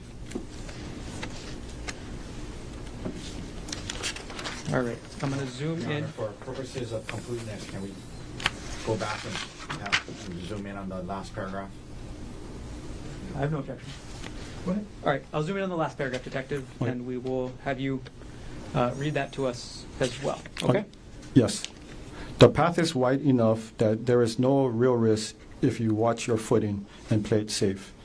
If you want to look out at the amazing view, it's best to stop walking and enjoy it while you have a steady position. Thank you, Detective. We're going to move on to the next page, page 3. Could you, I'm going to zoom in on the text that's on the bottom of the page. If you could read that to us. Okay. The trail heads straight up the hill in the undergrowth and then spits you out on the edge of the cliff with a huge drop-off. You then walk along the cliff. Okay. We'll move to page 4. And could you finish the sentence you were just reading? Yes. Edge, watching your step carefully. Okay. Anything else, Mr. Yeah, I made the whole paragraph for completeness. Thank you. Detective, I think we're just going to have you go through and read The whole thing. each paragraph for us, Okay. but I'm going to let you know that I'm zooming in so that everybody can read along with you, okay? Okay. All right. Could you finish the first paragraph on the top of page 4? Yes. From the first viewpoint, you can see Kaneohe, the Politanos, and even Chinaman's hat on a clear day. If you are classy as my friends, you might find this a great place to enjoy a drink and relax, and one of my favorite sunset hikes on Oahu. You now continue on in search of the puka. Keep following the trail, and another 5 or so minutes will bring you to the hole in the rock. This is why you did the Pali Puka hike. So hopefully a rainbow appears for you too. If you love pukas as much as we do, you gotta check out the Tom Tom Trail for another great puka. Okay. We're going to move on to page 5, Detective. I'm sorry. Okay. We have page 5 up, Detective, and I'm going to zoom in on the 2 paragraphs. Okay, so it's going to be keep climbing Palipuka for the sunset spot. If you continue on now, the path will lead into the trees. You can keep going, but it gets quite steep and you will need to use the rope already there. It's nothing crazy in my opinion, but some may find it a bit challenging. It is important to note, if you do go past the Puka Point for sunset, it will be dark coming down, so bring a light for safety. After 10 to 15 minutes of climbing up the rocks and trees with the ropes, you might be a bit breathless, but the view will make up for it. The mountains look just freaking amazing. Here's the best part. If you are hiking at the right time of the year, the sun will creep through the gap in the mountain range and give you... I'm going to go on to page 6, Detective. Oh, I'm so sorry. States. We're going to put 112 back up on the screen.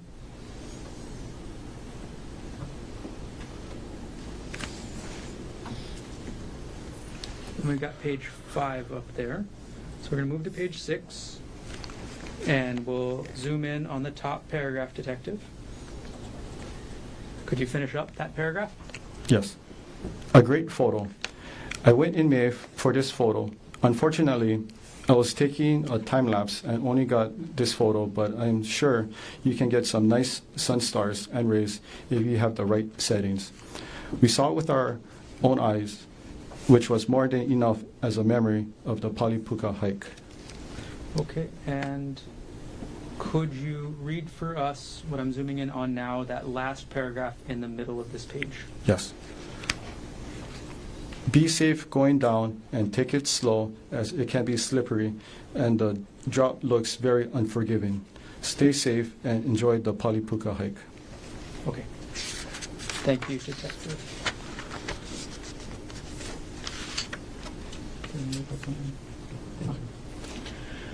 Okay. Detective, I'm going to take the exhibit down from the screen, and I'm going to retrieve it from you.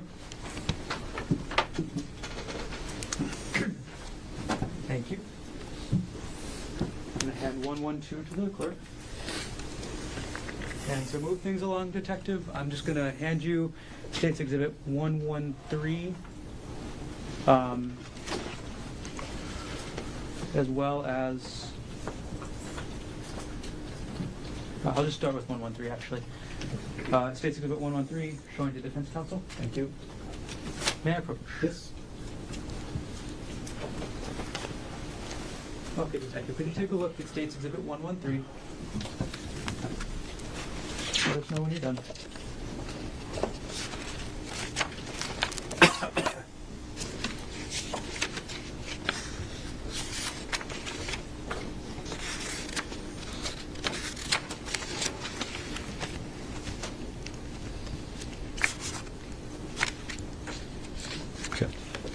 Okay, have you had a Yes. chance to review State's Exhibit 113? Yes. Do you recognize what I've handed you? Yes. What is this? So these are documents, like artifacts, that shows that the user of this device on this computer was accessing a document under the divorce folder. Okay. Is this an artifact or the actual document? This is just artifacts. Okay. And are these artifacts generated by the computer automatically? Yes. And are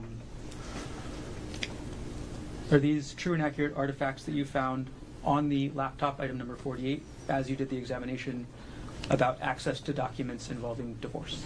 Yes, except for the highlighted portion. Okay, and same thing with the highlights, they are just a search tool? Just a search tool. Okay, so they don't mean any words more or less important? Yes. Okay. At this point, the state will move to enter 113 into evidence. Mr. Okay. No objection. Was there more for identification as State's Exhibit 113 is received into evidence? Okay, Detective, I'm going to publish States 113. And if you could explain to us, and this is page 1, could you explain to us the very top what the file name is. So this is the file name of the document that was associated with this artifacts.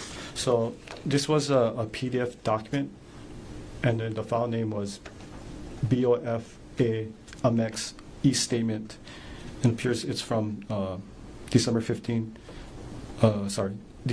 24, 2015. Got it. And can you still get the data of when the user last accessed the document?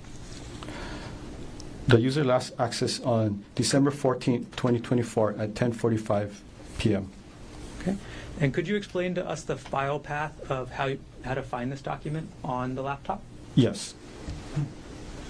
So the file path is from the user G Konig, and then it used the application Dropbox, and it's under the folder of JPR Divorce 2016-04 hearing supported document, and then that's the actual document. Got it. Okay, so that's the direction you would take on the computer to find that file. Yes. Do you want me to explain what a Dropbox is?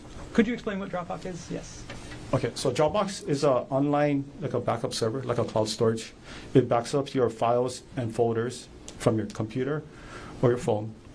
You can access it anywhere you want as long as you have internet connection and you have the account access. You can also do it offline. You can also work at offline, and when you connect it back to online, everything's going to sync. Okay. We'll move on to page number 2 of the exhibit, Detective. Could you explain to us what the file name was, and then go into when the file was last accessed? The file name is PK Chase SW 2016-01 statement, and it's a PDF file. Okay. And it was last accessed on December 31st, 2024 at 8:38 p.m. Okay. And then could you go through the file path for us one more time? Yes, so it's under the user G Konig. It's a Dropbox JPR. It's in the divorce folder. 2016-04 hearing. Supported documents, and then the actual document itself. Okay. And we're going to move on to page 3, Detective. Could you explain to us what the file name of this one is? The file name is 2012-04-12, and it's called Ghent plaintext.pdf. So it's a PDF file. And it was last accessed on this computer on January 7, 2025 at 6:59 a.m. Okay. And could you explain the file path for this document? Yes. So it's the user G Konig. It's in the Dropbox under the JPR folder. Divorce 2016-04 hearing. Jesse lived extravagant life, and that's the document file where it's Okay. located. So which is the last folder that this document is contained in? It's right over here. Jesse lived extravagant life. Okay. And we'll move on to our last piece of this exhibit, Detective. Page number 4. Could you tell us what the file name is? The file name is PK Chase Freedom 2015-12 statement PDF, and it's a PDF file. Okay. And when was this last accessed? It was last accessed on February 3rd, 2025 at 8:42 a.m.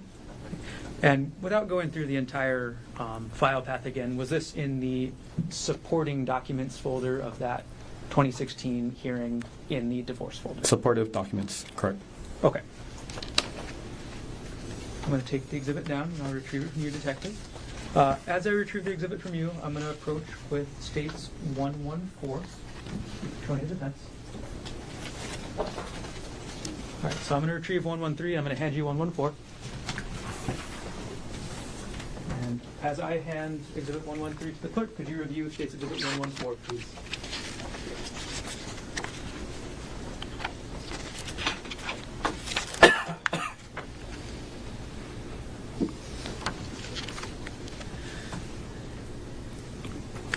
Yes.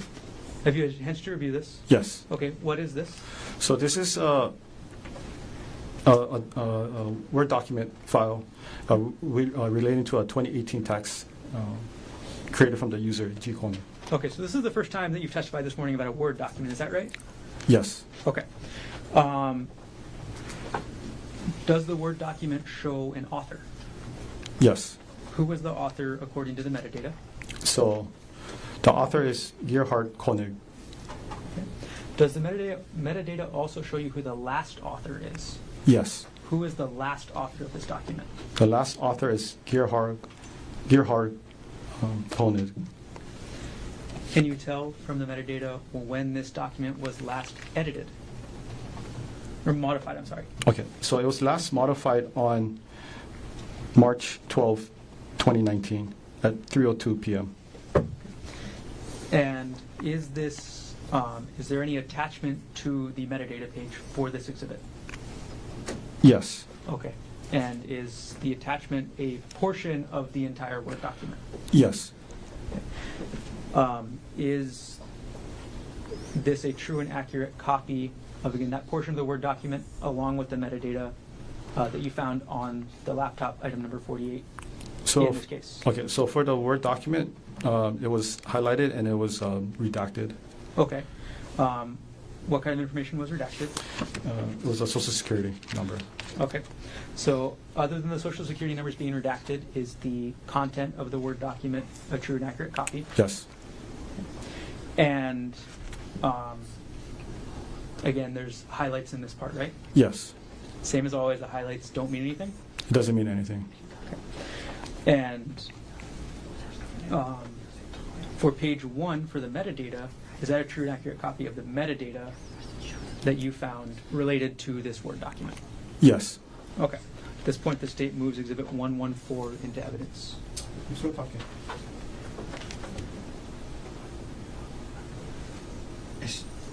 Well, maybe, can we approach, I don't want to do a speaking objection. It's just part of the document.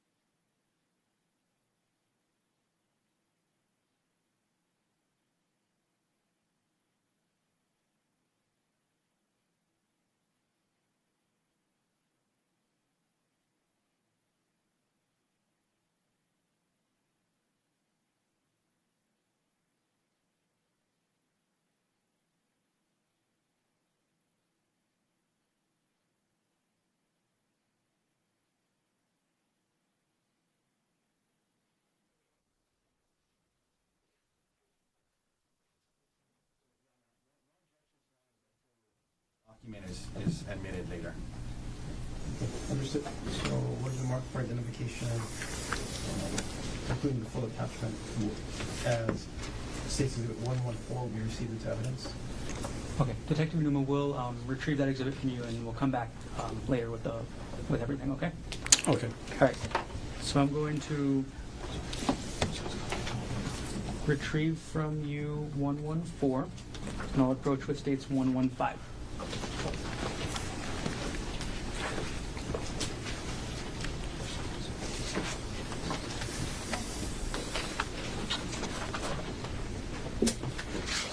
Okay, could you take a look through states 115?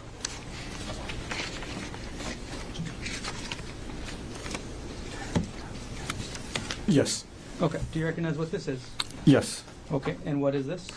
So this is an artifact from the user of this device accessing appears to be a backup server via internet. Okay. And which user are we talking about? It's under user G Konig. Okay. And is this artifacts that are generated automatically by the computer with user activity on the computer? Yes. Okay. When you were looking, or when you were executing your search warrant on this device, did you actually have access to the underlying documents that the user was accessing, as indicated by the metadata in this exhibit? For this particular one, no. Okay. And could you explain what you meant by a backup? Okay, so backup, so this program is called Memeo, MEMEO. So it's an online backup server. It backups your files and folders, as I was explained to you earlier. It's like a iCloud or Google Drive, something very similar to that degree. And is this exhibit a true and accurate copy of the metadata regarding the user G Konig's access to this backup that you found in this case on item 48, the laptop? Excluding the highlight, yes. Okay. At this point, the state moves to enter exhibit 115 into evidence. Mr. Otake. No objection. With the mark for identification as states exhibit 115 is received into evidence. Okay, Detective Inuma, we're going to put states 115 on the screen. Could you explain to us what you meant by, or could you show to us in the second line what user is conducting this conducting this activity? Yes, so the user is G Konig, right over here. And what date and time is the user conducting this activity? It was accessed on January 9, 2025 at 9:10 p.m. Okay, and are you able to tell which computer application the user is accessing this from? So it was accessing through the Internet Explorer, the Edge. And could you explain to us the URL that we're looking at the top? Yes, so this is the file path for the URL. So this is the backup server that takes you directly to the Memeo company. Okay, and then what is after the backup server? Yes, so after the backup server, so if you look further down, so this user access an account belonging to Ari, look into a folder called Documents, and under a subfolder called Divorce, and access this file named notes.docs. Okay, and are you able to determine which user's backup data this was? Was it G Konig's backup data? No, it appears, based on the URL, it appears to be the username for Ari. Okay. And this is a docs, docx, that's a Word document file. Got it. All right, we'll move on to page 2, Detective. Could you explain to us what this page of the exhibit shows? Okay, so this one is similar to the last one. So this was access to the Internet Explorer, the Edge. This was accessed on January 9, 2025 at 9:14 p.m. And then it's the same, so the user is G Konig, and they access the Memeo server, backup server, and access an account belonging to a person or username Ari, went into the download folder, and then access the complaint for absolute divorce document. It's a Word document. Can you tell from the URL when the backup date was? So when these files were actually uploaded? So there's dates on there, but I wouldn't know for sure unless I reach out to the company to verify what these dates particular means. Okay. And our last page of this exhibit, could you explain what we're seeing on this one? Yeah, so this one, it was also used by the Internet Explorer under the Edge. This was accessed on January 9, 2025 at 9:15 p.m. And then the user, G. Konig, went access the Mimeo backup server, accessing the user account for ARI, went into the download folder, and then viewed the Rosen divorce PDF file. Okay. I'm going to take the exhibit down, detective, and I will retrieve the exhibit from you as I bring up to you State's Exhibit 116, showing to defense counsel.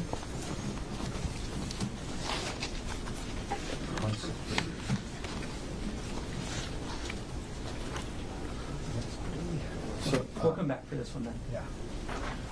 We'll go ahead to State's Exhibit 117, detective. I'm sorry, 118, as 117 is already in evidence.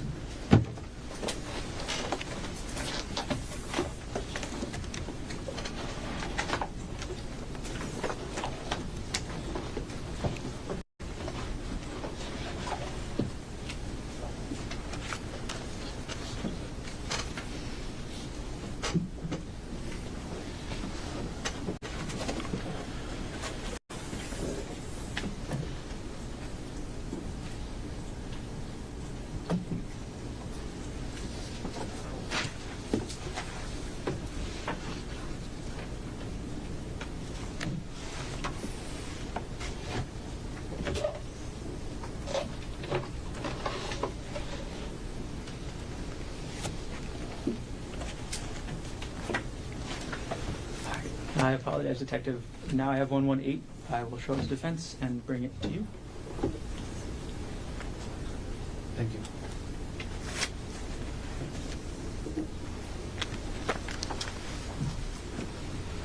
I'm retrieving 115.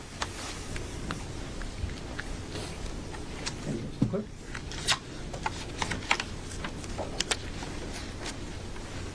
Okay, Detective Enuma, could you take a look through State's Exhibit 118 and let us know when you're done?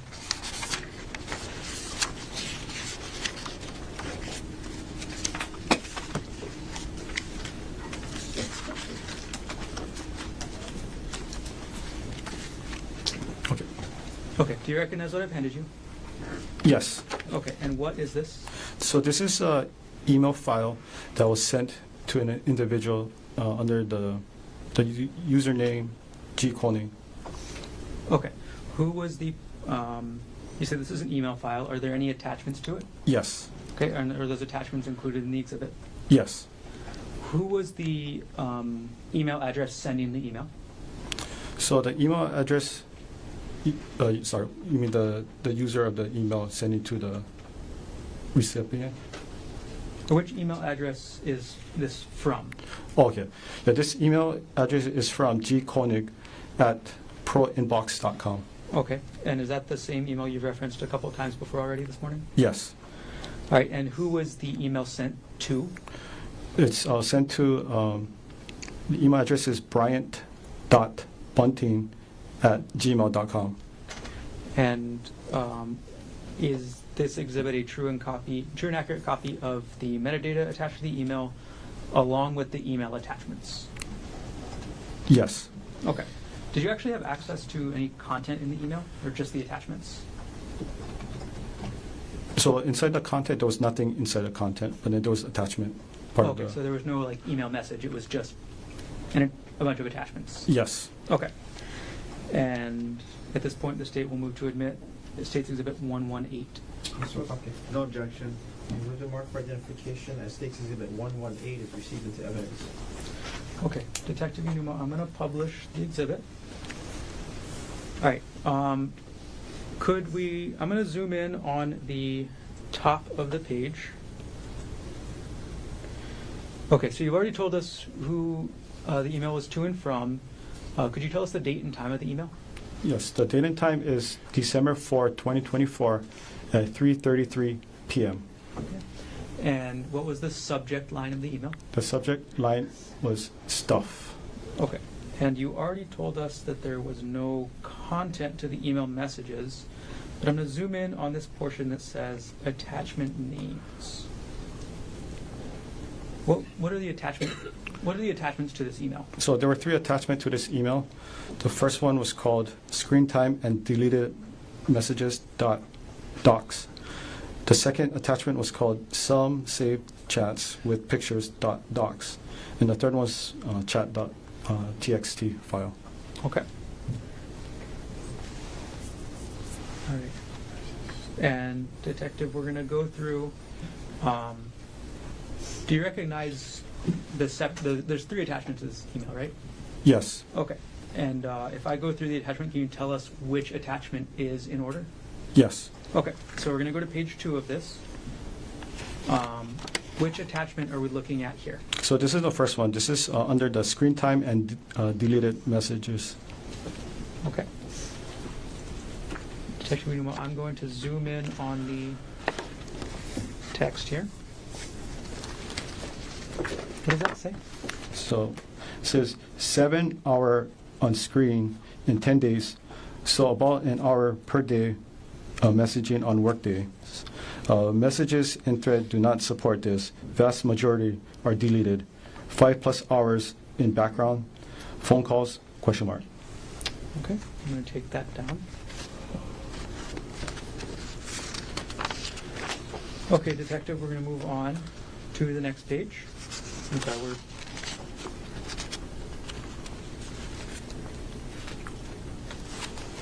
Okay, and we're on page, I believe, 4 now. Could you tell us the title at the top of this page? The title is called Deleted Messages from Sunday or Sun 12-1, parenthesis, all deleted. Okay, we're going to keep moving forward, Detective. And now we're on page 6, I believe.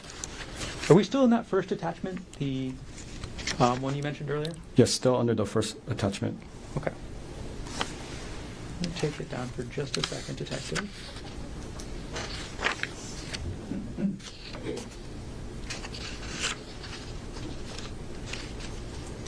I'm going to put it back up.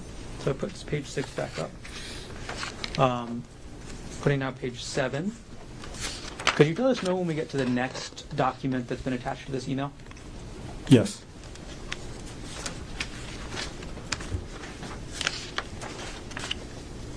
And that concludes the first attachment files. Okay. What's the name of the second attachment? The second one is called Some Saved Chats with pics or pictures docs. Okay. And we're at page 11 now. Is this the first page of that document? Yes. Okay. We're going to scroll through, Detective.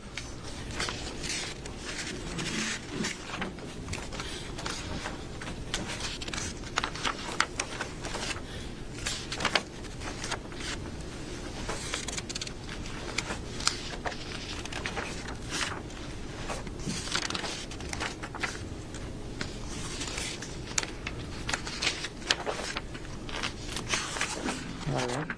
And now we're on page 23. Yes. Is this still the same document? So this is the third document.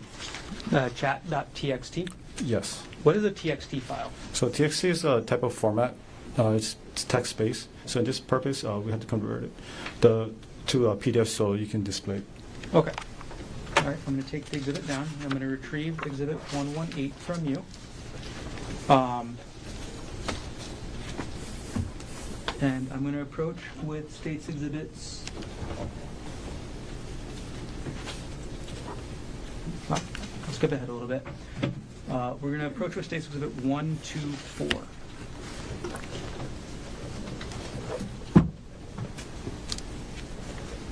I'm sorry, 1, 2, 2. Here's states exhibit 1, 2, 2. I'm retrieving states 1, 18. Could you take a look at states 1, 2, 2, Detective?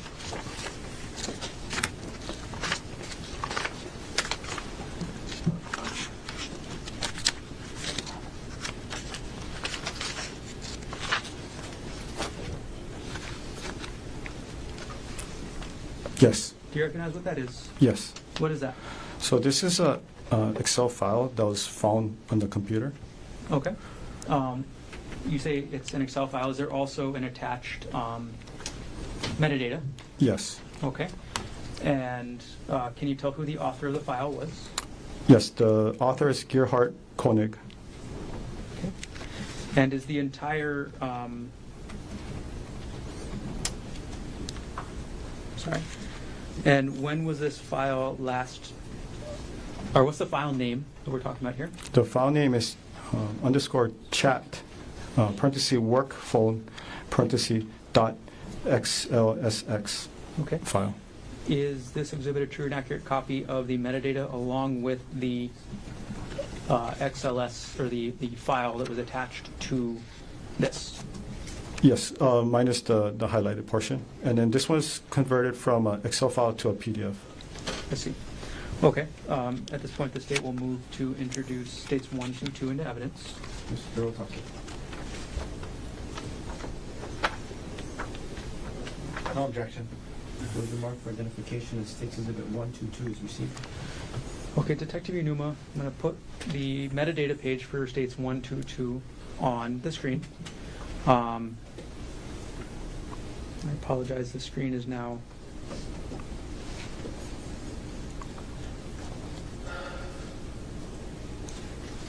single pages, but only looking at.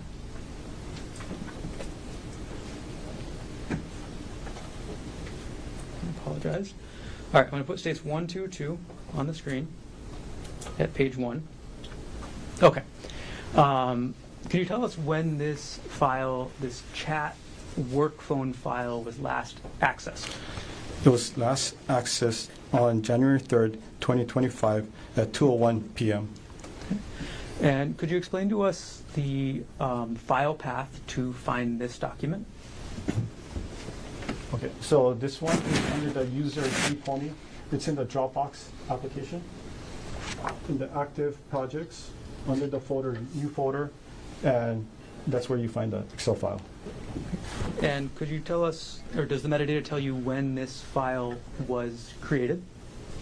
Yes, Okay, and when was that? it was created on December 24, 2024 at 12:49 p.m. Okay. And going through the rest of the document, is it, what does it contain?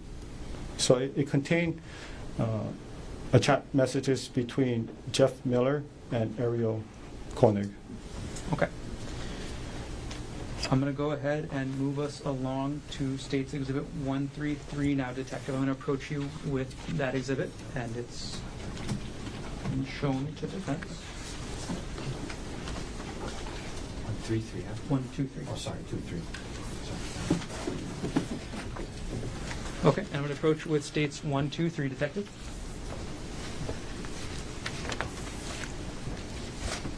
Could you take a look at that, please?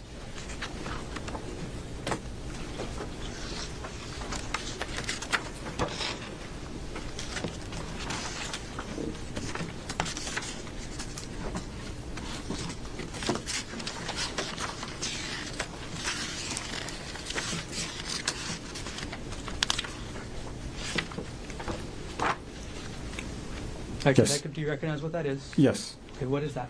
So this is a text file that was located on the user device G Konig. Okay, and what was the name of the file?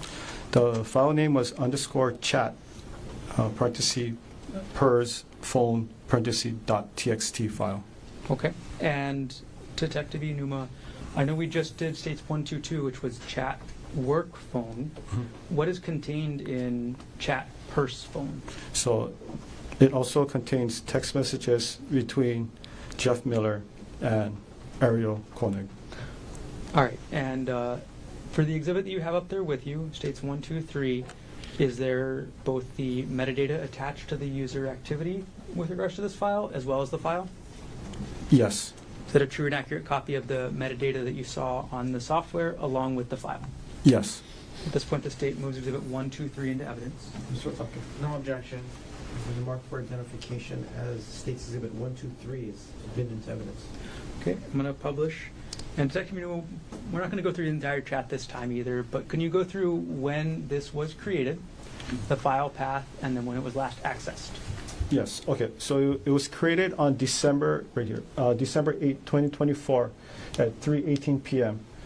And then this is the file path to retrieve the document.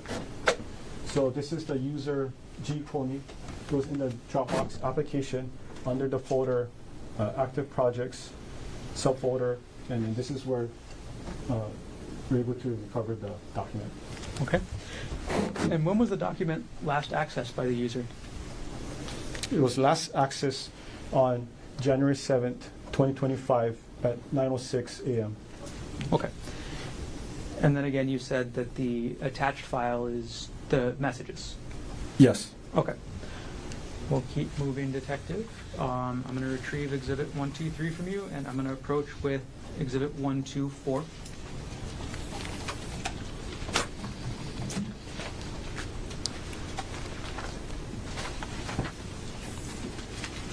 I'm going to hand Exhibit 123 to the clerk.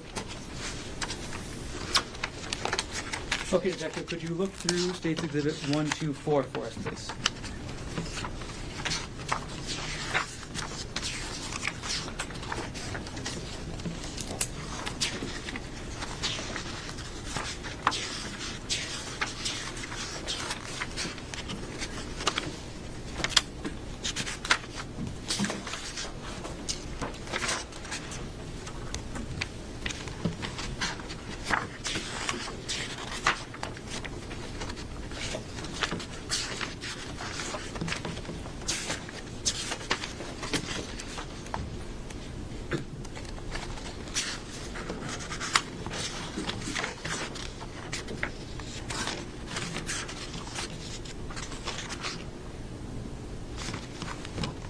Okay, have you had a chance to look through the exhibit? Yes. Okay, and what have I just handed you? So these are documents found under the same device, under the username G. Konig, and it contains documents relating to wedding. To a wedding? Yes, to a wedding. Okay. And is this exhibit both metadata as well as attachments? Yes. Okay. Does every metadata have an attachment? Yes. Okay. Are the exhibits true and accurate copies of the metadata along with the attachments? Yes. And again, any highlighting doesn't mean anything, right? Yeah, the highlighted doesn't mean anything. Just usually for search purpose. Okay. At this point, the state will move to enter State's Exhibit 124. Mr. Puckett, No objection. word to mark for identification as State's Exhibit 124 is received as evidence. Okay. I'm going to publish the first page of State's 124. Detective Inuma, could you tell us the title of this document that's we have the metadata here for on the first page? Yes. The title is called the W, and I think it's a 0223 parenthesis GK parenthesis, and then it's an Excel file. Okay. And could you tell us who the author of the document is? So the author is, it's right over here. Worth and AI, or right over here. Okay. Could you tell us who the last author is? The last author is Gerhardt Konig. Okay. And could you tell us the last modified date? The last modified date is right over here. February 23rd, 2018 at 6:18 a.m. Okay. And then could you tell us when, I'm sorry, I'm going to have you keep pointing, when this Excel spreadsheet was last viewed by the user on this laptop? Yes, it was last accessed on December 30, 2024 at 7:29 p.m. Okay. And with regards to this spreadsheet, what's in the spreadsheet? So in the spreadsheet, it's like an Excel spreadsheet. So it has multiple tabs. It talks about who's going to be the guest list, what type of floor, the venue, everything you see on wedding planning. Okay. I'm going to move forward, Detective, to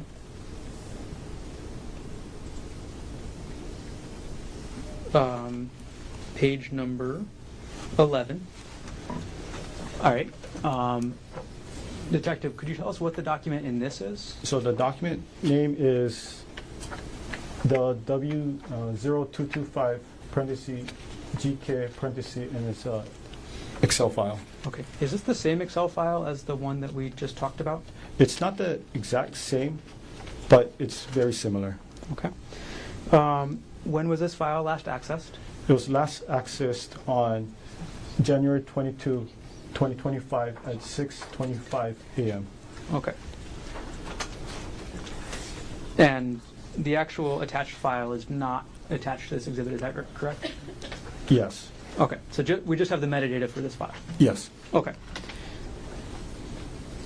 Moving on to page number 12. What is the file name here? The file name is Worthington Konig Waiting Room Block 9 period 14 period 18, and it's a PDF file. Okay. And when was this file last accessed by the user? It was last accessed on January 22, 2025 at 3:04 p.m. Okay. And is this file attached to the exhibit? Yes. Okay, we're going to go to page 13. And we go to page 14 and publish page 15, publish page 16, and 17. So what does this file appear to be? Appears to be like a contract for the wedding. Is it for booking venue? Yes. Okay, we're going to go to page, I'm sorry, we still have a little bit more, 18 of the exhibit. All right, now we're at page 19 of States Exhibit 124. What file are we talking about here? So this is an Excel file. The file name is the W0201 parenthesis GK parenthesis. Okay, and could you tell us when this file was last accessed? It was last accessed on February 24, 2025 at 6:16 a.m. Okay. And is the actual spreadsheet attached to this exhibit? No. Okay, is this the same spreadsheet that we were talking about earlier with the other similar numbers? Yeah, so when I was looking at everyone, it appears to be very similar. Just certain numbers were different. Okay. Publishing page number 20. All right, and sorry, I'm going to just keep us moving as much as we can, Detective. I'm going to go to 21. Essentially, are all these pages of this exhibit related to a wedding? Yes. And the wedding between Gerhardt Konig and Emil Konig, correct? Yes. Okay. We'll pause this exhibit for now, and we'll move on to the next one, Detective. I'm going to approach with States Exhibit 125.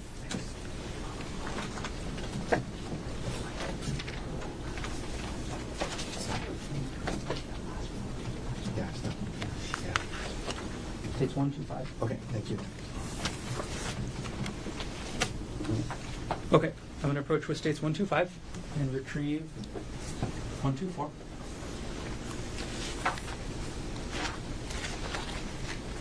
Okay, could you briefly go through that exhibit and take a look?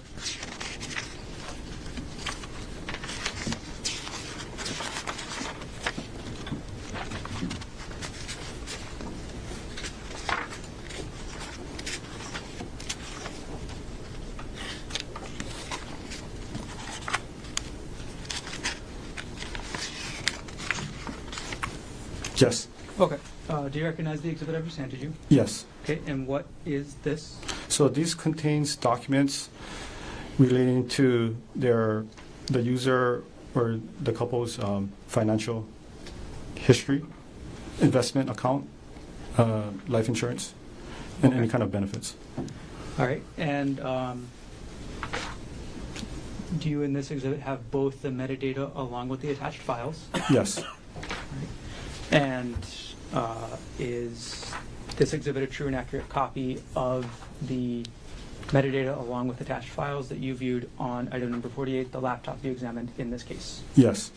At this point, the state moves exhibit 125 into evidence. Mr. Otake. No objection. With the mark for identification as State Exhibit 125 is received. Okay, Detective Inuma, I'm going to try and move us forward a little bit in this. So we're going to just do a couple pages from this exhibit. So we're going to start with page 1. Could you tell us what the file name is here? So the file name is Westinghouse 2022. It's on January 31st, and it's a PDF file. Okay. Can you tell us when this file was last accessed? It was last accessed on December 15th, 2024 at 8:72 p.m. Okay. And could you tell us the file path to get there? Yes, so the file path under the username G. Konig in the Dropbox application, under the folder The Big Love Party and Other Super Fun Stuff, under the subfolder of taxes, 2022 taxes, and this is the document, AK pay stub. Sorry, this is the folder and then this is the actual document. So the actual document is Westinghouse 2022-1-31. Yes. And the folder that document is in is called AK Pay Stubs? Yes. All right. We're going to go to page 2 of the exhibit. Is this the actual document that page is referring to? Yes. Okay. And is this a pay stub? Yes. All right. Who is this pay stub for? The pay stubs for Emil Konig. Right. All right. Yeah, We're it going has to it do right over page here. 3. And then we're going to skip around a little bit, detective. So page 3. What document is being accessed here? So the document file name is Westinghouse 2022 November 30. It's a PDF file. Okay. And when was this file accessed by the user? It was last accessed on December 21st, 2024 at 2:49 p.m. Okay. And we're going to go to the file, detective. Who is this, or what does this file show? So this appears to be some kind of investment file for Emil Konig. Okay. We're going to skip ahead a couple pages, detective.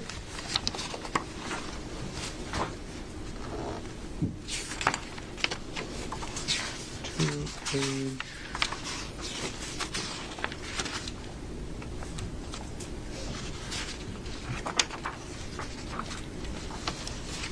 We're going to skip ahead to page 11, if we could. I'll put it up on the screen for you.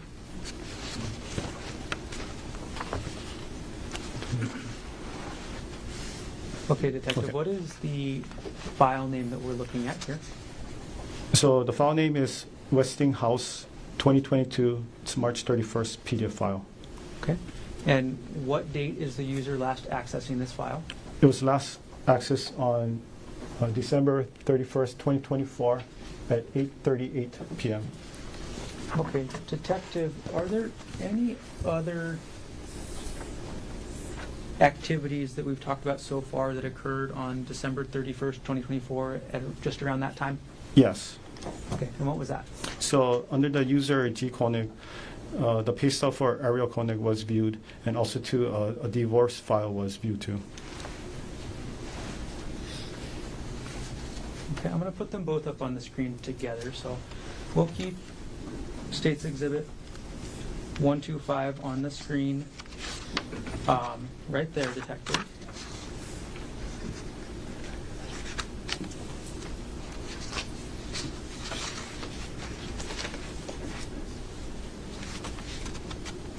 And we're going to put States 113 on the right side of the screen.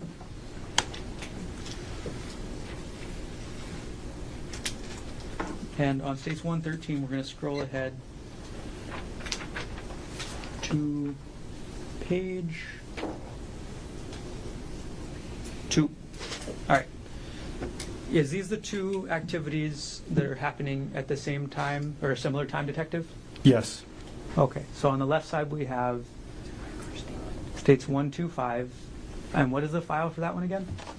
The one on the left is Westinghouse 2022. It's on March 31st PDF file. Okay. And on the right side, what file is that again? So the file name is PK Chase SW 2016-01 statement PDF, and it's a PDF file. Okay. And got it. All right, I'm going to take both photos down.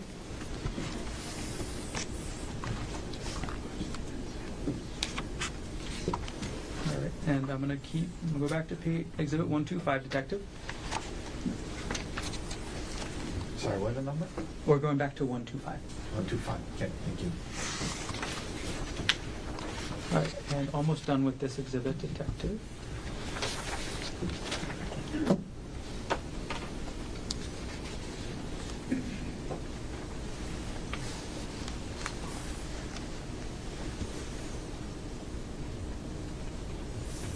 Okay, I'm going to publish page number 24 of this exhibit. Detective, what is the file name we're looking at on page 24? The file name is 2018-04 Wealth Front Statement. It's a PDF file. Okay. Is the PDF file attached to this exhibit? Yes. When did the user of this, when did the user G. Konig on this laptop last access this file?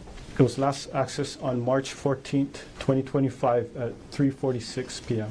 Okay. We're going to go to page 25. What is this file, or what does this file appear to be? Appears to be like a personal account for the user or the person, Ariel Worthington. This is an account statement for Ariel Worthington? Yes. Okay. All right. And then last pages for this exhibit, Detective, page number 36. I'm sorry, we'll skip that. Okay, I'm going to retrieve that exhibit from you, Detective. And we have got time for one more before lunch.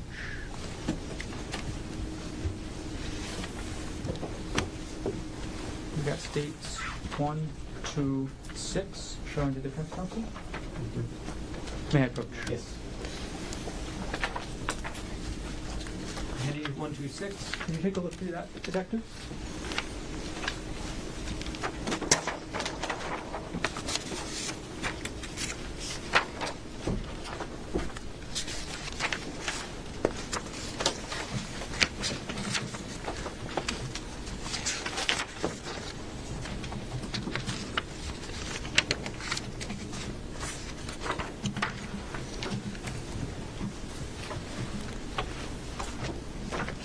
Yes. Do you recognize what that is? Yes.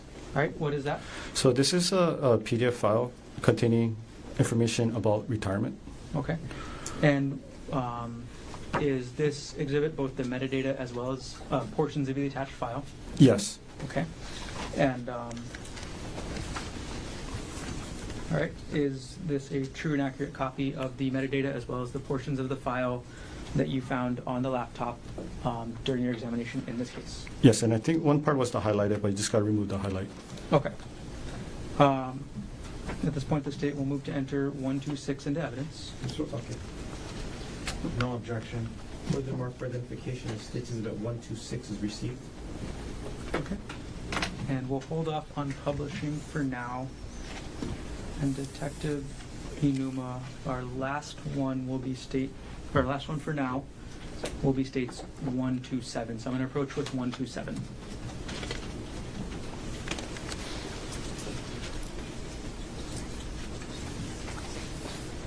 I'm going to hand 126 to the court.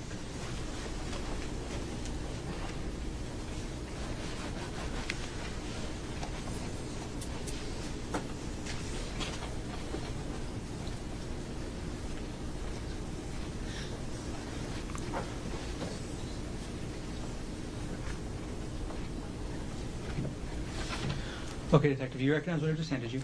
Yes. Okay, what is this? So this was a PDF file that was found on the user G. Konig under the Dropbox. This is basically the intake form for a marriage counselor and family therapy service. And when is the date on this document? The date on this document is January 29, 2025. Is this exhibit just the document, or is it document and the metadata? So for this one, it's just the document. Okay. And where did you find this document on the computer? So that was the one I mentioned earlier. So it was under the username G. Konig, under the Dropbox. Okay. Does the document itself indicate who prepared the document? So at the last, let me double check. Yeah, so on the last page, it's electronically typed as Gerhardt Konig. Okay. It was dated on January 29, 2025. Okay. Are there any redactions from this document? There's one redaction. And what is that? It's the last four of the social security number. Okay. Other than that, redactions, is this document a true and accurate copy of the document that you found on the laptop pursuant to your investigation? Yes. Okay. At this point, we'll move States Exhibit 127 into evidence. Mr. Otake. 1 second, Mr. Gardner. Yes. So just to be clear, I'm sorry. There's- Again, you don't need to bring it up, but as long as it's. Okay. No objection.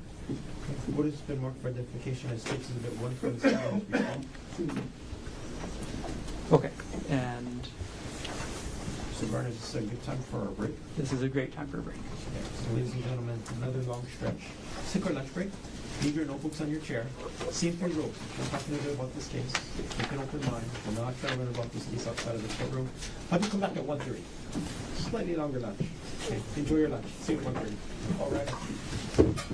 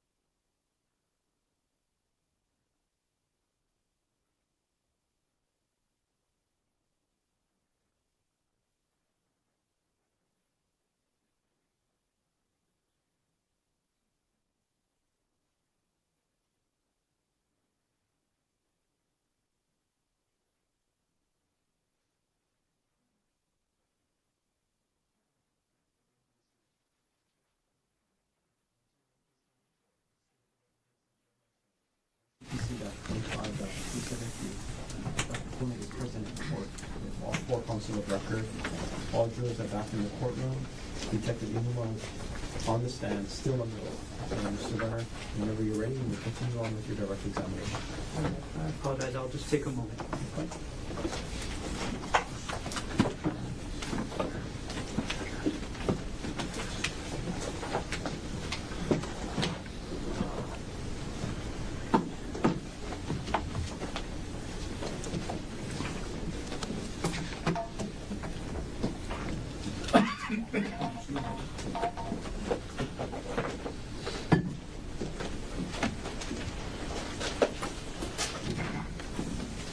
Okay, good afternoon, Detective. Good afternoon. All right, there's a couple exhibits I want to follow up on that we talked about this morning. So I'm going to go ahead and I'm going to approach with what's been marked as State's Exhibit 114. Thank you. Shown to defense. May I approach? Yes, please. Okay. Yes, sir. Now remove State's Exhibit 127 and hand that to the clerk.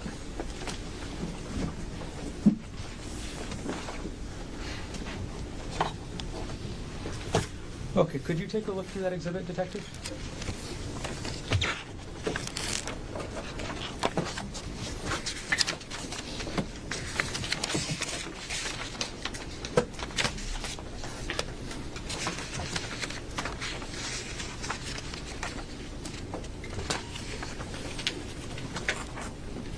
Yes. Okay. And could you let us know what the exhibit is? So the exhibit is a Microsoft Word document, and then this is the one we were talking earlier, which is the file name. It's a 2018 taxes gknotes.docs. Okay. And is this a true? Is this both the metadata as well as the actual document? Yes. Okay. This is a true and accurate copy of the metadata. Yes. And is this a true and accurate copy of the actual document? Yes. And this is what you found, again, looking at item number 42, the laptop in this case. Yes. Okay, at this point, the state moves Exhibit 114 into evidence. Mr. Otake. No objection. Okay. What has been identified as State's Exhibit 114 is received into evidence. Okay, Detective Inuma, I'm going to publish the first page of the document, which is the metadata on the screen up there. Okay. First of all, could you start us off? Tell us the name of the document we're talking about. So the document name is 2018 taxes GK notes Okay. docs. So it's a Word document file. Okay. And could you tell us who the author is? The author is Gerhardt Konig. And Detective Inuma, could you, I'm sorry, when was the document last viewed? Okay. So it was last accessed on this date, which is December 26, 2024 at 6:47 a.m. Okay. Detective Inuma, could you walk us through the file path for this document as well? Yeah, so the file path is under the user key Konig. It's under the Dropbox application, under the file, the Big Love Party and other super fun stuff. Subfolder is taxes. Another subfolder for 2018 taxes, and then the document is located right over here. Got it. Okay, Detective Inuma, I'm going to take the exhibit down from the screen right there, and I'm going to ask you if you could read from the document. And does the document, what is the document in general? So a document is like an official, it could be official, non-official, but it's just basically what we use to have information like I'm data. so sorry. That was a bad question. What is this document, Oh, this document. generally about? Yeah, so this document contains notes and information regarding 2018 taxes. Okay. And Social Security numbers have been redacted, correct? Yes. Okay. Could you read for us the amount of alimony paid in 2018 from this document? So the alimony is $6,000. Could you read for us the amount of child support paid according to this document? $29,112. Okay. And again, what year is this document referencing? It reference 2018. Okay, thank you, Detective. I'm going to retrieve the exhibit from you on the stand.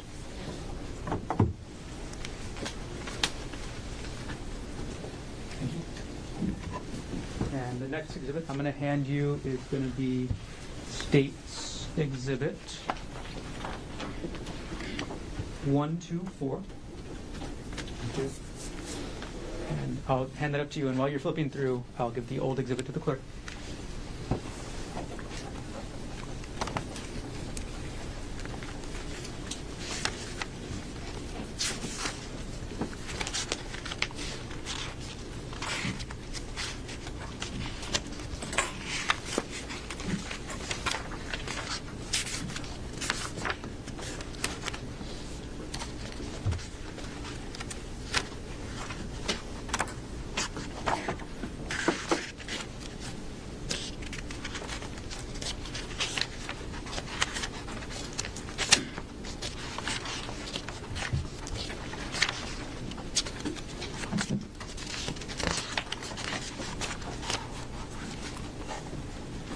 Yes.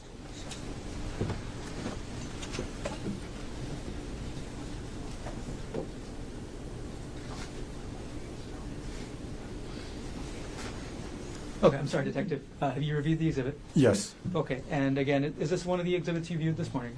Yes. Okay, and what is the file, or is this exhibit a combination of both files and metadata? Yes. Okay, and as you testified before, this exhibit is about weddings, right? Yes. And this is about the wedding between Gerhardt Konig and Emil Konig, right? Yes. Okay, and the metadata contained in this exhibit is a true and accurate copy of what you found using the Axiom software, is that correct? Yes, minus the highlighted word. Got it. And the attachments, the files attached, are they also true and accurate according to what you found on the laptop? Yes. So that it was the Excel file, and it was just converted into a PDF file. Got it. Okay. At this point, the state will move to enter states 1, 2, 4. Mr. Otake. No objection. What is the mark for identification of states is that 124 is received? Okay. We'll keep moving, Detective. I'm going to approach with our next exhibit. I'll retrieve 1, 2, 4 from you. Next exhibit is 116. Going to Defense Counsel.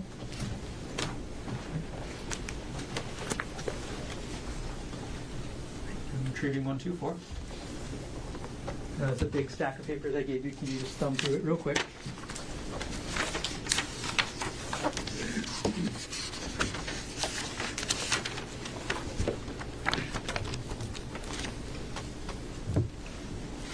Yes. Okay. Do you recognize this exhibit? Yes. What is it? So this is a Word document that was located under username G Konig. The title is called GK Action Items Daily, parenthesis 2018 to 2021, and it's a docs file. So it's a Word document. Okay. So it's a Word document. Can you tell from the metadata who the author is? Yes. The author is Gerhardt Konig. Okay. And could you tell us, I'm sorry, when the file was last accessed? It was last accessed on December 3rd, 2024 at 2:36 p.m. Okay. And is the metadata part of this exhibit true and accurate copy of the metadata you found on the laptop, item number 48? Yes. Is the attachment a true and accurate copy of the Word document you found attached to this metadata on the laptop? Yes. Okay. And it is a rather lengthy document, is that correct? I'm sorry, what was that? It's a rather lengthy document, Oh, is yes. that right? It's more than 100 pages, right? Yes. Okay. At this point, the state will move, or will move Exhibit 116 into evidence. Mr. Otake. No objection. What is the mark for identification of states exhibit 116 is received into evidence? All right, thank you. Just a moment.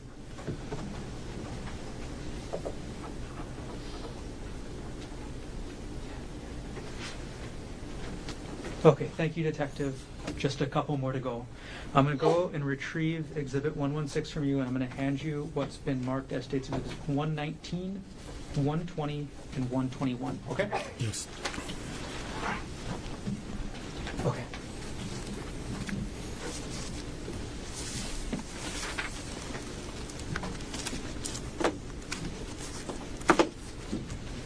Okay.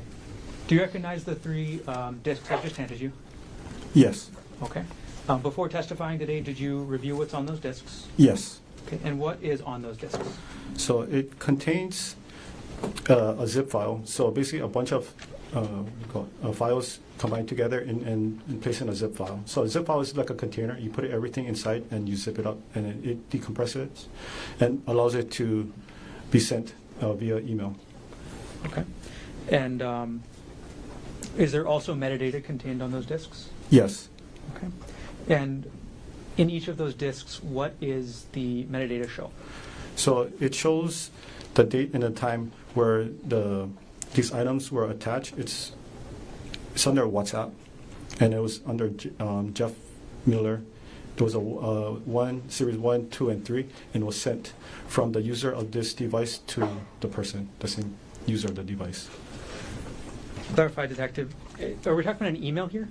Yes, this one is an email. Okay. So who was the email from? So the email is from the user, well, the email address was gkonig@proinbox.com. Okay. And who was the recipient? It's also the same one. It's gkonig@proinbox.com. Okay. So, and is that true for each of these three exhibits? Yes.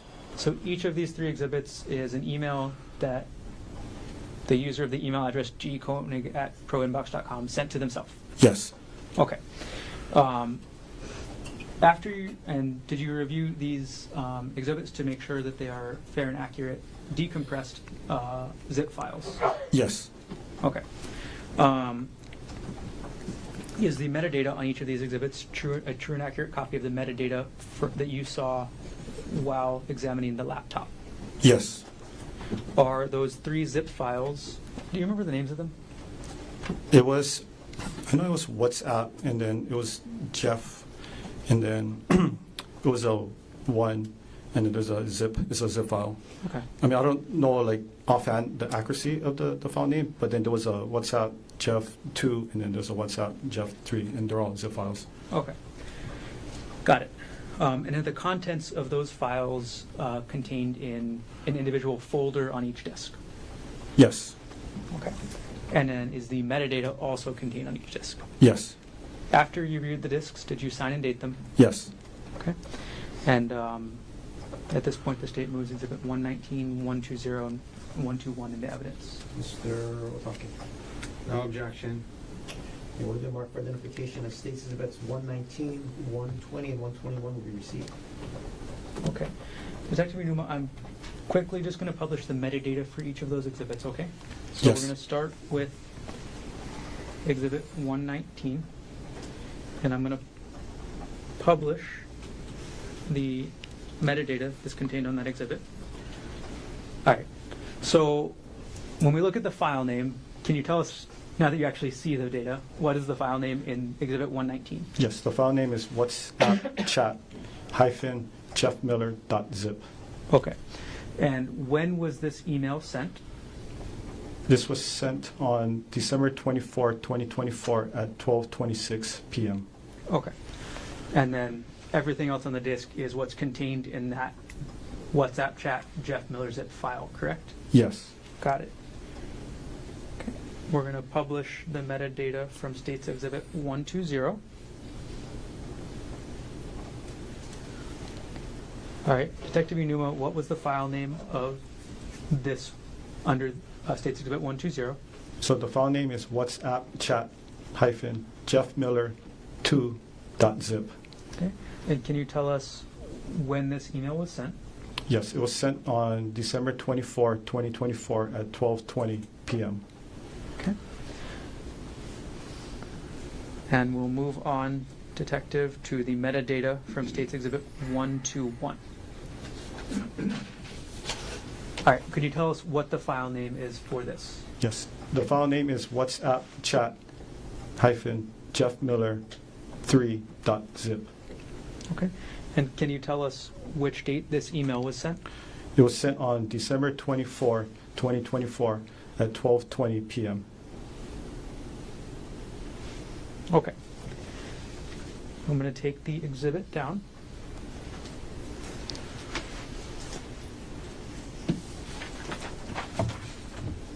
One second.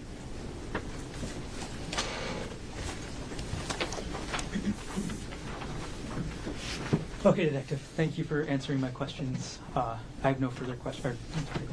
Did your examination of the laptop take place in the city and county of Honolulu, state of Hawaii? Yes. Okay. No further questions for me at this time. Can I have 114, please? I'm sorry. Do you have it? No. Thank you. Do you have 114? Thank you. Whenever you're ready with cross-examination, Mr. Roboto. Thank you, Your Honor.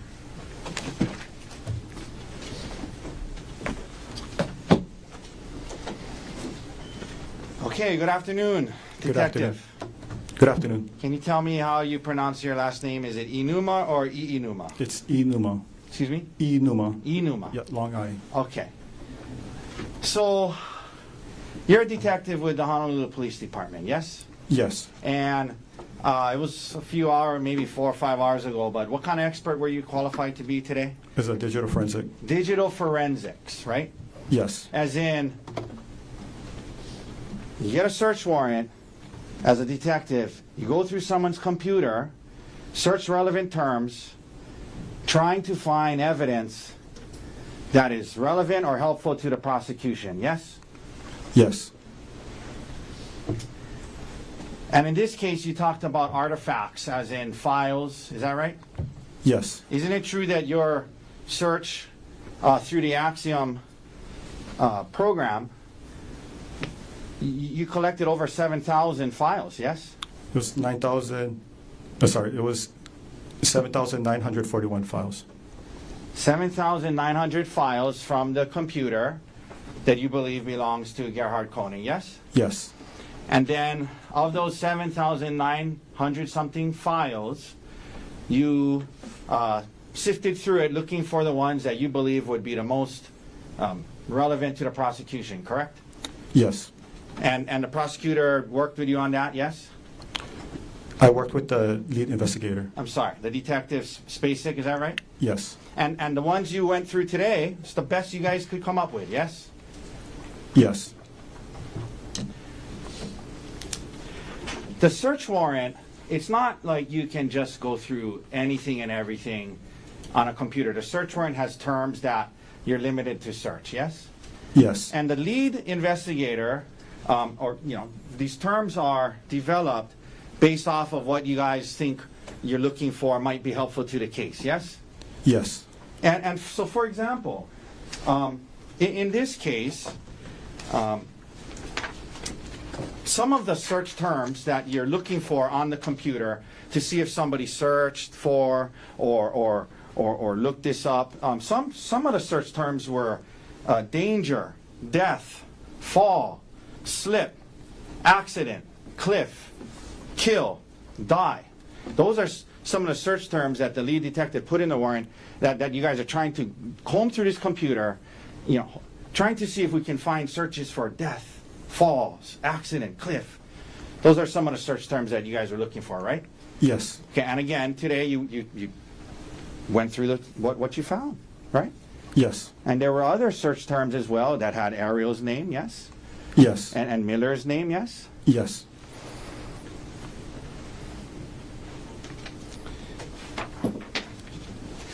And because the idea is you're looking through a computer, maybe somebody searched, hikes that people fell off and died on before. That's the kind of stuff you're looking for, right? Yes. Another group of search terms that was included in the warrant detective were syringe, vial, undetectable, incapacitate. Those are some of the search terms that you guys thought, let's go look through this computer and see if we can find stuff related to that, correct? Yes. One of the search terms, detective, was hike, right? Yes. And as you indicated, between February 28th, 2025 and March 4th, 2025, there was about, you went through some searches about hikes, correct? Yes. And if we could pull up Exhibit 110, please. Okay, so if we could,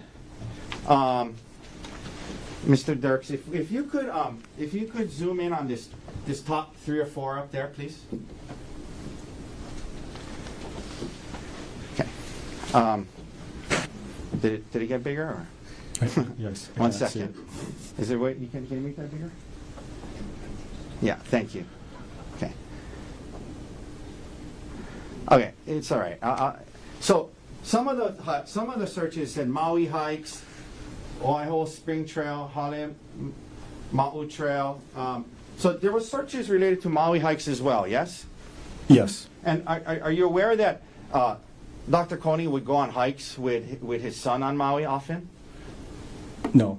Were you aware that he would go on hikes with his wife and family on Maui? No. And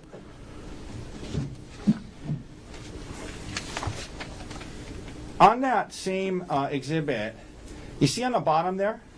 Can you blow up that bottom under URL, Mr. Dirks, please? The whole thing, please. No, I'm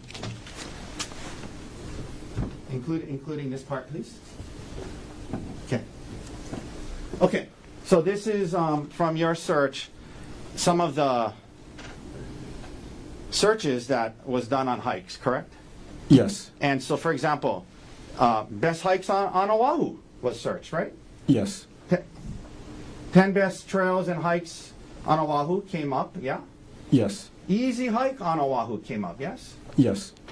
Top 10 easy hikes for everyone, yes? Yes. 35 hikes on Oahu, yes? Yes. Palipuka hike on Oahu, yes? Yes. Wili Wili Nui Ridge Trail hike on Oahu, right? That was something that came up? Yes. And difficult hikes on Oahu. Those were what you found when you're looking up what he searched about hikes, right? Yes. There was nothing about most dangerous trails on Oahu that you found, correct? In this part. In this part, yes. Okay.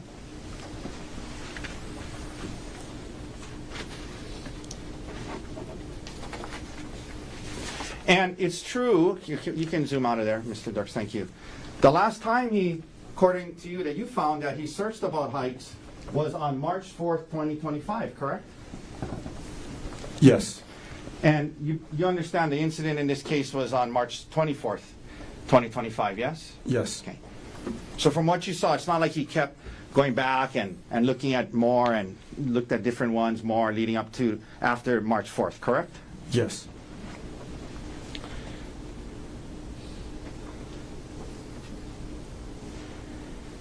Now, if somebody wanted to go on a hike on Oahu, they might search for hikes, right? Yes.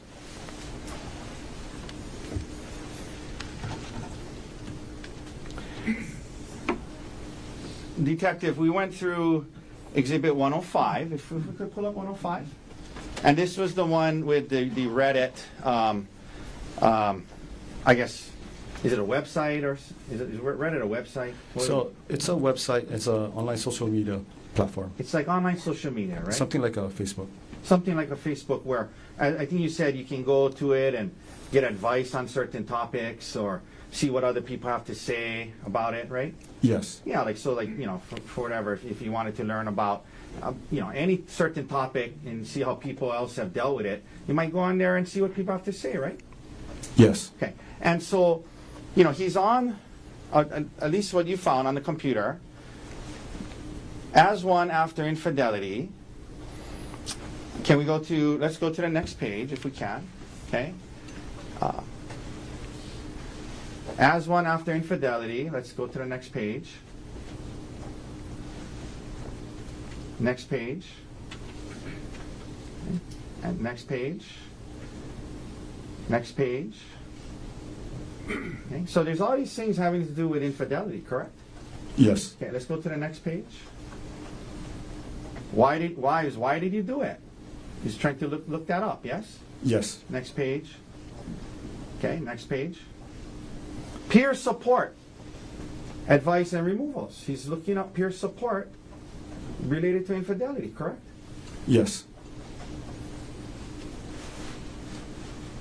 We can take that down.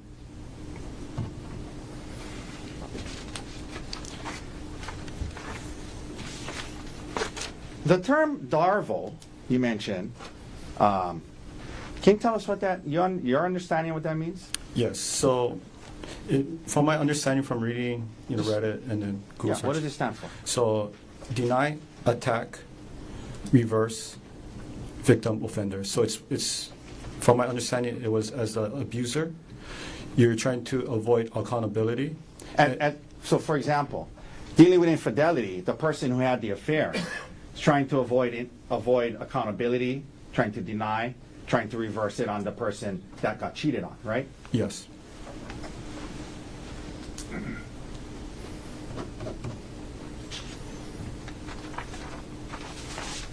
Could we pull up 113, please?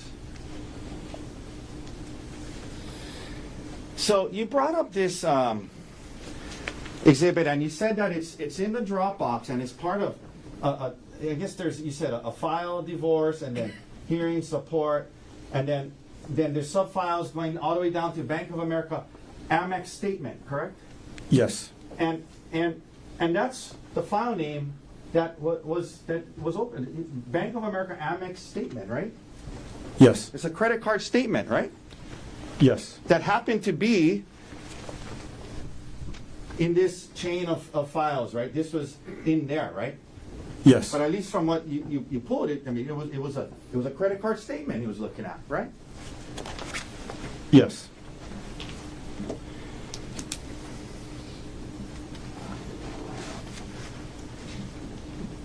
Now, we can take that down, Mr. Dirks, thank you. So I wanted to ask you this, Detective, because I just want to make sure that we're not that we're painting an accurate picture here, okay? The search warrant, you can only seize files that the search warrant terms allow you to seize, correct? Yes. So, it's not as though you're giving us a holistic picture of everything he was looking at during that time period, correct? Yes. It's only the ones that you could seize, right? Yes. For example, one of the search term was Emil Konig, yes? Yes. Gerhardt Konig was not a search term, correct? Yes. So, when we looked at, and you said, well, this day he was looking up her retirement account, you could seize that, right? Yes. But your Axiom program, if he was also either right then or close by looking at also other financial documents like his retirement accounts, their taxes, their life insurance related to him, Axiom wouldn't seize that, you wouldn't have that, you couldn't present that to the jury, correct? Can you rephrase the question one more time? If there was a file that didn't have Ari's name on it, on his computer, but he was looking at, for example, his retirement roughly around that same time period he was looking at hers, you wouldn't be able to seize the one from him because it had his name on it, right? Yes. Okay. So you agree that when we're looking at these things, context kind of matters, right? Context matters. Yes. And what we've gone through is just certain things he might have been looking at during that time period, but not all, right? Yes. And so, for example, if he was doing financial planning to decide how much more life insurance they needed to get, each of them, to make sure that based off of their salary, based off of their retirement, if something happened to either of them, they could pay for the house in order to make sure the kids had a house, and he was looking at all these financial documents, and half of them were his, you're only able to show us the ones that had her name on it, right? Yes. Based on the search warrant, yes.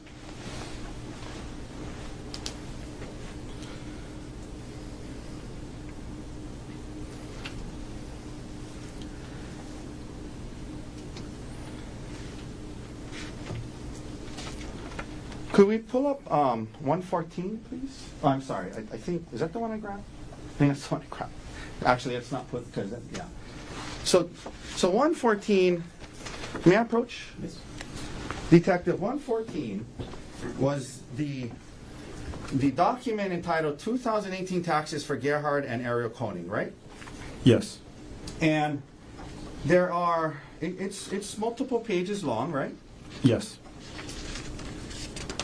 And it has multiple sections to it, correct? Yes. It talks about when they were married. It has their plug-in electric vehicle and their tax credit from that, yes? Yes. It has the refinancing and of the principal residence. It has information about the principal residence and the refinancing, correct? Yes. It had charitable contributions and how much they donated to charity that year, right? Yes. It has his income on it, right?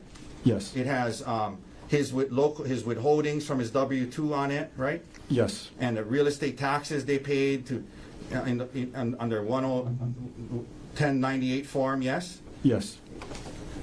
It had the 2017 federal income taxes they paid, right? Yes.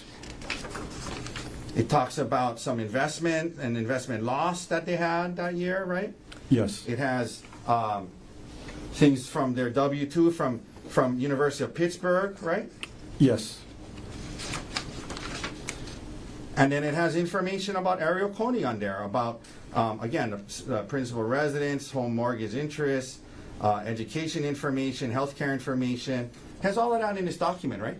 Yes. And out of this whole document, you're only asked about the part that where how much alimony and child support was paid that year, right?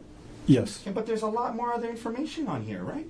Yes. You don't know what information on here he was looking at when he pulled this up on his computer, do you? That's correct.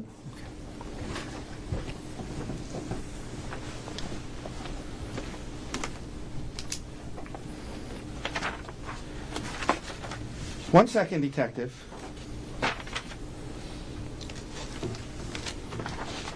You also were only able to search for, because of a search warrant, and it's not your fault, it's just what the search warrant allowed, for a specific time, right? Yes. So I think it was December 1st to March 24th, right? It's 24. Yes, correct. So you weren't able to go back and see, okay, well, is this normal? Does he often go to these files and look up his tax information or the retirement information or any of these files? Is this a normal practice of his, every month or so? You weren't able to go back and see that, were you? Yeah, that question would be for the lead detective. No, I know, I'm not blaming you. I'm just, you only did what you were allowed to do, right? Yes. Yeah, so you weren't able to go back into, from January, February, March, April, May, June, July, August, September, October of 2024. You can only go from December to March, right? Yes.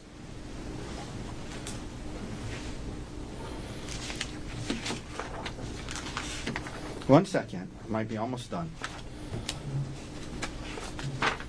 Okay, detective, thank you for your time all morning and part of this afternoon. That's all the questions I have for you.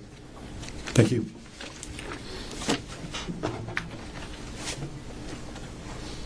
Thank you. Mr. Gardner, any redirect? Briefly, go ahead. Okay, Detective Inuma, you were asked about the date range for when you saw the user G. Konig searching for hike information, correct? Yes. Okay, and that date range you asked about was February 28th through March 4th, is that right? Yes. That's 5 days, right? Yes. Other than those 5 days, in the approximately 4 months that you looked through the laptop with the user Gerhardt Konig, other than those 5 days, was there any other research about hiking that you found? Not that I recall.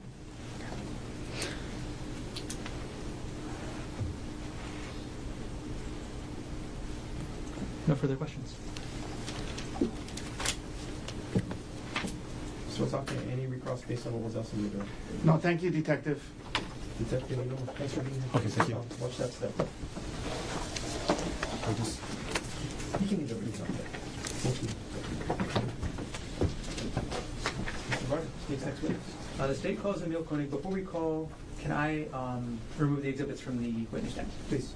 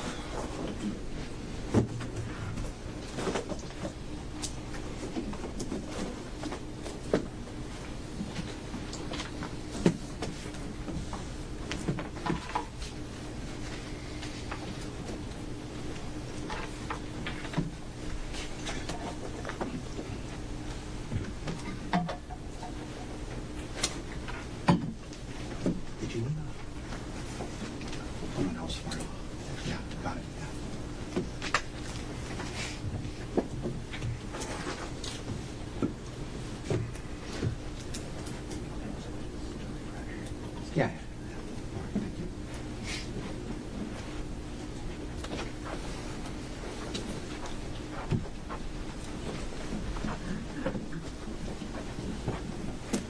Can you raise your right hand, please? You do solemnly swear or affirm that the testimony about to give shall be the truth, the whole truth, and nothing but the truth? I do. Thanks. Please have a seat. All right, good afternoon. Good afternoon. Okay, the first thing I'm going to ask you to do is to scoot forward as much as you can and to speak as much in the microphone as you can, okay? Okay. All right, can you start off by stating your name, please? Emil Konig. Is it okay if I call you Emil for the rest of my questions It today? is. Okay. Emil, what do you do for work? I work for Maui Health Maui Health. as a clerk. As a clerk, you said? And how long have you been doing that? About 2 months now. And where do you live? On Kahului, Maui. Is that at 19 Pu'uehu Place? Correct. Who do you live with? With my stepmother and my 2 brothers. Your stepmother, who is that? Ariel Konig. Are you related to any person involved in this case, Emil? I am. Okay. Who are you related to? The defendant. Is that Gerhardt Konig? Correct. And who is Gerhardt Konig to you? My father. If you were to see him again, would you be able to recognize him? I could. We'll stipulate to identification. Thank you. Okay. We'll just move on then. All right, Emil, just over a year ago, on the morning of March 24th, 2025, where were you? I was at home. Normally, who lives in that house with you? Or on that date, who normally lived in that house with you? My dad, my stepmom, 2 little brothers. On the morning of March 24th, 2025, was your dad and your stepmom home? No. Okay. Do you know where they were that day? Oahu, here. They were on Oahu? Mhm. Do you know why the defendant and Ariel were visiting Oahu? For Ariel's birthday, Do you know when Ariel's birthday is? the March 24th. So, was anybody else staying at the house in Kahului with you on that morning? Yes. Babysitter. For the little kids. Got it. On the morning of March 24th, 2025, did you receive any calls from either Ariel or the defendant? I did. Okay. And which was it? From the defendant. Who contacted who? Defendant contacted me. What type of call was it? A FaceTime call. When you say FaceTime call, is that on the Apple iPhone? Correct. Was this call a FaceTime voice call or a FaceTime video call? FaceTime video call. How many times or how many calls were there from the defendant to you on March 24th, 2025? 2. And what times were the 2 calls at? I couldn't recall exactly. Okay. Did you provide a statement to a Maui detective I did. regarding this incident? Okay, regarding those calls? Yes. And in that statement, did you tell the detective what time those calls were? Yes, I did. Would seeing that statement help you refresh your recollection as to when those 2 calls were? It would. Okay. Let's pull a page number here.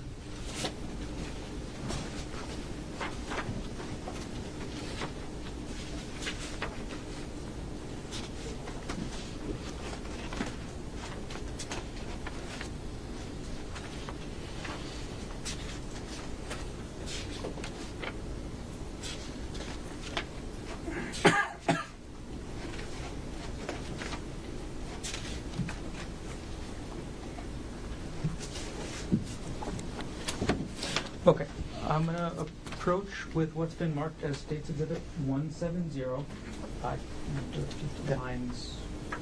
page number 3 and page number 4. Okay, may I approach? Please. Okay. Emil, could you quickly read pages 3 and 4 of this document? And when you're done reading, just look up, okay?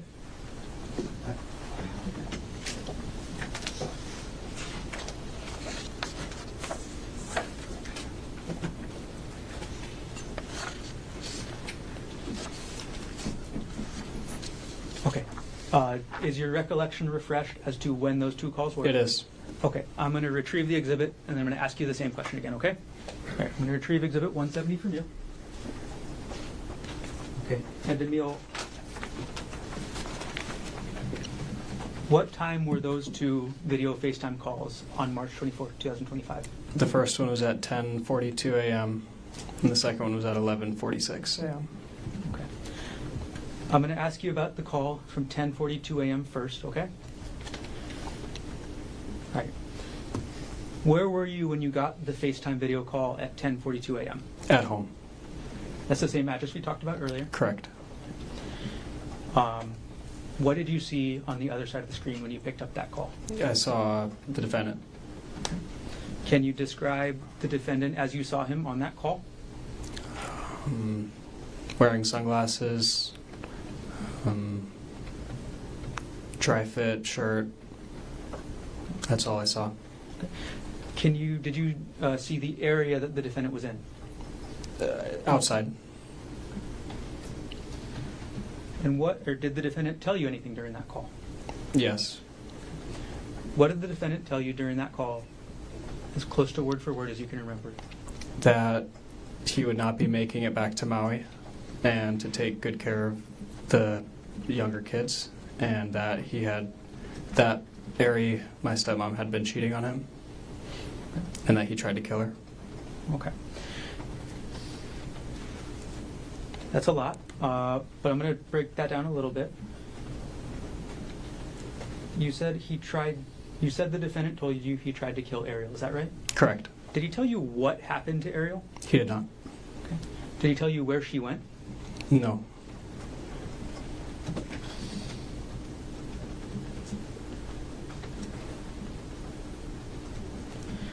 Did the defendant tell you why he tried to kill Ariel? No. During this 10:42 a.m. call, did the defendant tell you anything about what he planned to do next? During that call, the next plan that he said was to jump off the cliff. And how did you react to hearing that? Told him not to. How did you react to the defendant telling you he tried to kill Ariel? I don't remember what I said. Do you recall what the defendant told you after he said he tried to kill Ariel?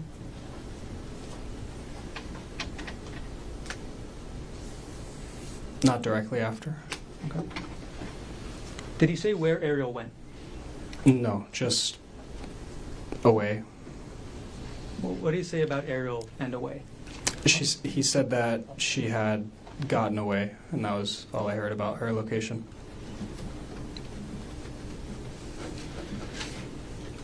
Okay. During this first call at 10:42 a.m., did you ask the defendant any questions yourself? Yes. I asked what was on his shirt because it looked like I saw splatters of something on his shirt, and he said, "Oh, it's just her," meaning Ari's blood. Okay. So far you've told us that the defendant told you he tried to kill Ariel, that Ariel got away, that Ariel was cheating on him, that he planned to jump, and that the blood on the shirt he's told you was Ariel's. Is that right? Correct. Okay, did I miss anything so far? No. Okay. Did he tell you anything else during this call at 10:42 a.m.? No. All right. So, Emil, after you get this FaceTime call and after the defendant tells you these things, what did you do? I went over to my grandparents' house, which is Ariel's parents. Okay. Walked over to their house, told them what had happened. How far away is your grandparents' house away from the Pu'uehu place address you mentioned earlier? It's like a minute or so walk. And could you tell us your grandparents' names? Judith and Peter Mast. Which of your grandparents did you tell about the call first? They were both there, so both of them. What happened after you told Judith and Peter Mast about this 10:42 a.m. call? The next notable thing is they received a phone call from, I believe it was Queen's Hospital, one of the hospitals here. Later on that day, did you tell anybody else what the defendant told you? My mom, Who's your mom? Jessie Patelare. Did you at some point also tell the police what happened that day? I did. All right. Do you know where your grandparents ended up going after you told them about this call? Yeah, here. They came to Oahu? Correct. Okay. All right. You said that there was a second call at 11:46. Is that right? Correct. All right. The second call, was this a FaceTime call as well? Yes. Okay. And just phone, just audio, or audio and video? Audio and video. Did you pick up the call? I did. When you picked up this second call at 11:46, what did you see on the screen? I saw the defendant. Okay. And can you describe any background that you saw on the scene, if you remember? Just trees, rocks, the sky. That was it. During this second phone call at 11:46, what did the defendant tell you, if anything? He asked me if I had told anybody, and I said yes, and I told him who I had told. And then he said that he was just going to jump, and said that a couple times. Okay. To be super exact here, Emil, who did you tell the defendant that you told? I told the that I told my grandparents and my mother. Okay. So you told them that you told Peter, Judy, and Jessie. Correct. Okay. So after the defendant told you he was going to jump a couple times during the second call, how did you respond?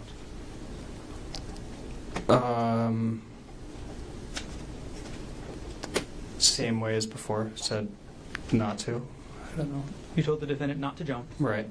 Okay. How did the second call end? With him saying, with the defendant saying, I'm going to go before the police catch me. Did he tell you he was going to hang up? Do you remember that? I'm sorry. Objection leading. Sustain. Bad question, Maui. All right.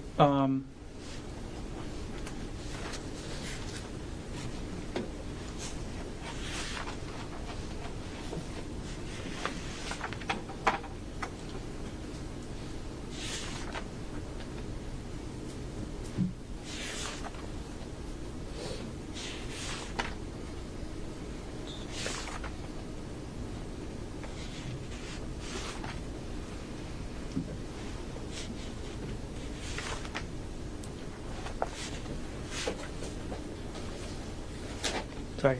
I just want to clarify, Emil, but the last thing you told me about the police. What exactly did the defendant tell you about the police? Asked and answered. Could you clarify what the defendant told you about the police? That he was, that the police was looking for him. He didn't want to be found.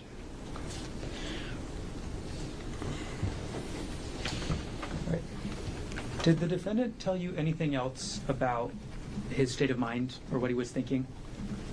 He said he was at the end of his rope. Anything else you can remember about that? Thought about suicide for the last couple months leading, or for the months leading to the 24th of. For both of these calls we've been talking about, who was the caller? The defendant. So at either call, were you the one to dial him up? No.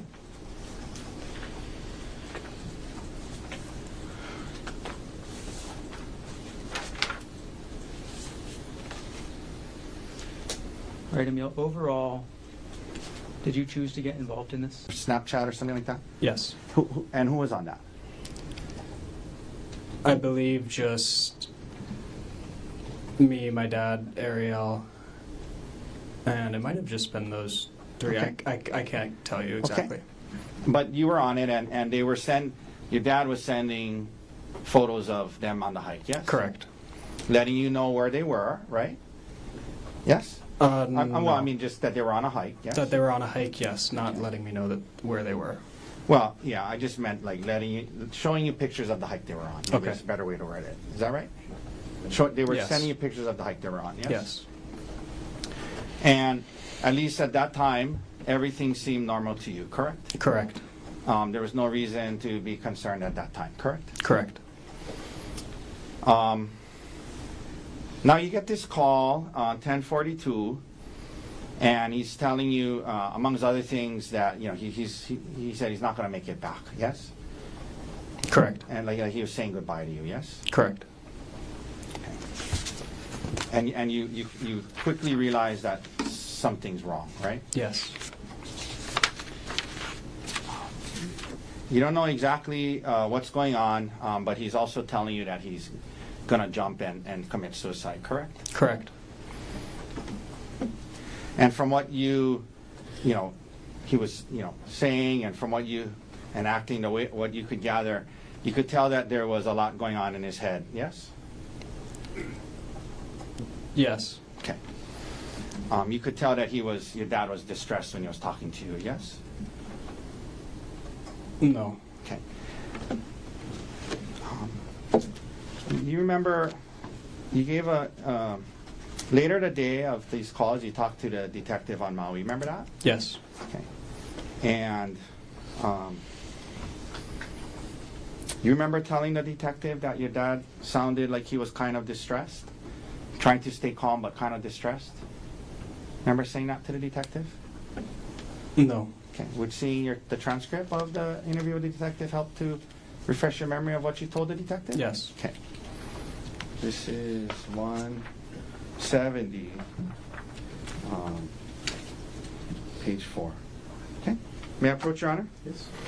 Okay. So, Emil, I'm going to show you this transcript. If you can just read lines 14 and 15, well, if you wanted to start from lines 8 and read down to lines 15, and just read it to yourself, and let me know when you're done.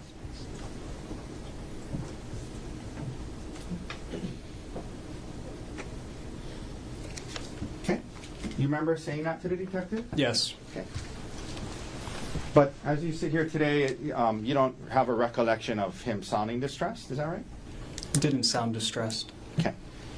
But you did tell the detective it sounded like he was kind of distressed, right? And then I said afterwards he sounded calm. Yeah, you said it sounded like he was kind of distressed, but trying to stay calm. And he did sound calm. That's what you said, right? Correct. Kind of distressed, but trying to stay calm, right? Is Yes. that right? Okay. Now, he's talking to you, sounds kind of distressed, trying to stay calm. And you said also at some point, said something about he seemed like he was at the end of his rope. Is that right? Yes. Okay. That is what he said. Now, the first call, Emil, when your dad is having this first call with you, from what it was on a FaceTime, right? Correct. And there was video, right? Yes. So you could see him and kind of whatever was in the camera behind him, right? Right. And he's having this call with you. He's right on the edge of what looked like a steep cliff, correct? Yes. Okay. And he's telling you he was going to jump, yes? Yes. And did you assume that where he was talking to you at was where the incident with him and Ariel took place? Generally? I wasn't aware. Okay. I wasn't thinking about that. Okay. But it looked like he was in a steep place that kind of was high, like he had to scale on rocks to get to it, correct? Correct. You see blood on your dad's shirt, yes? Correct. And he tells you that this was Ariel's blood, yes? Yes. And he told you that He was explaining to you about how Ariel had been cheating on him for a couple of months, yes? Yes. And he told you that the blood was from her head, correct? Correct. And half an hour earlier, everything seemed fine to you, right? Yes. Now you're hearing this. You see the blood. You see the steep cliff. He's telling you he's going to jump. You know, and I'm sure it was a pretty emotional, upsetting call. Yes. Yes. Okay. And it was also a little confusing to you. You're trying to kind of piece together and make sense of what happened. Correct? Yes. Okay. And also trying to convince him not to jump. Correct? Correct.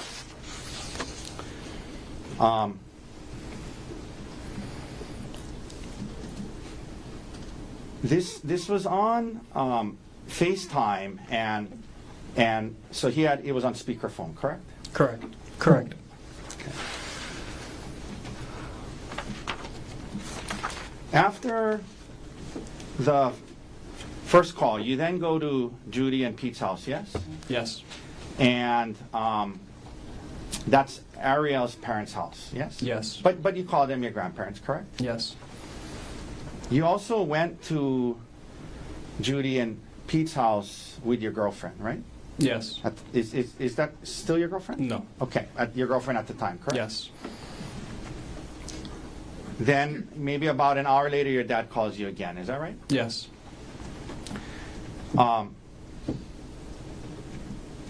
And you guys are talking, and he tells you, he brought it up and asked, and you said, yeah, I told Judy and Pete, and then he starts saying, okay, I'm gonna jump then, or something like that. Is that right? Yes.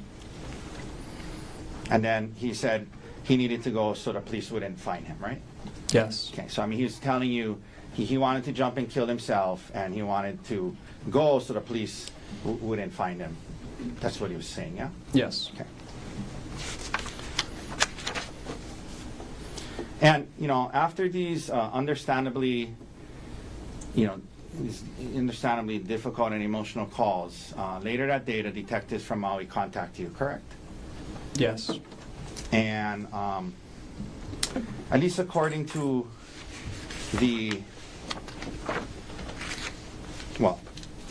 it was the interview started at 2:27 p.m., correct? Would seeing the transcript help you remember that? It would. Okay. May I approach, Your Honor? Yes. Okay. Okay. Again, 170. So, Emil, if you just read that, this is the start of the interview. Okay, read it to yourself. Let me know when you're done. Yep. All right. So, the interview started at 2:27 p.m. later that day, correct? Correct. And these were not Honolulu Police Department detectives, but Maui Police Department detectives, correct? As far as I know. Okay. And, you were able to look on your phone later. Well, you were able to look on your phone and tell the detectives the exact timing of the calls, and that's why you were able to say the first call was 10:42 a.m. and the second call was 11:46 a.m., right? Yes.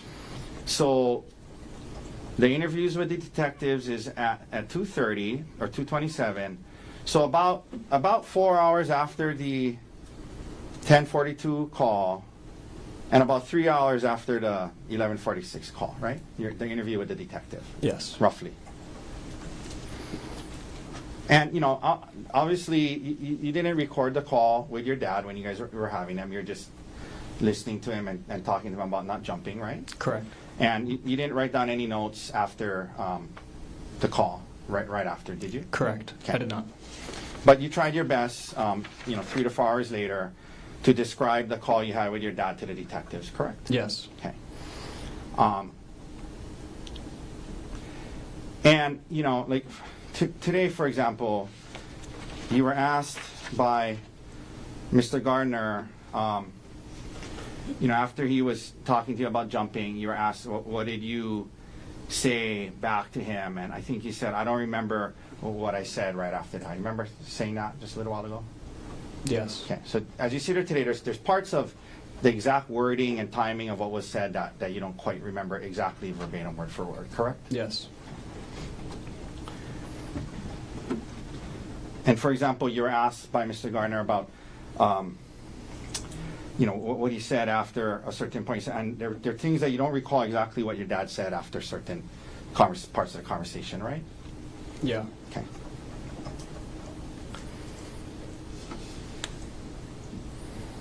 But you tried your best to explain to the detectives what you understood your dad to have been saying, correct? Yes. But to be clear, it wasn't like an exact word for word, verbatim of the entire conversation, but you did your best, correct? Yes. Okay. For example, in an effort to do your best to explain to the detectives on Maui what happened, you initially told the detectives that your dad told you he tried to kill Ariel by pushing her off a cliff. You remember initially saying that to the detective? Yes. Okay. And that was what you had kind of assumed given the things that he told you and where he was on the cliff. That's what you assumed that he meant, right? At least when you said that to the detective, right? Can you repeat that question? So when you initially told the detective, you know, my dad told me he tried to kill Ariel by pushing her off a cliff, that's what you assumed your dad had meant, correct? When he said that, you assumed your dad meant that he had tried to. Well, let me phrase it this way. You remember telling the detective initially that your dad told you he tried to kill Ariel by pushing her off a cliff. You remember telling the detective that? Yes. Okay.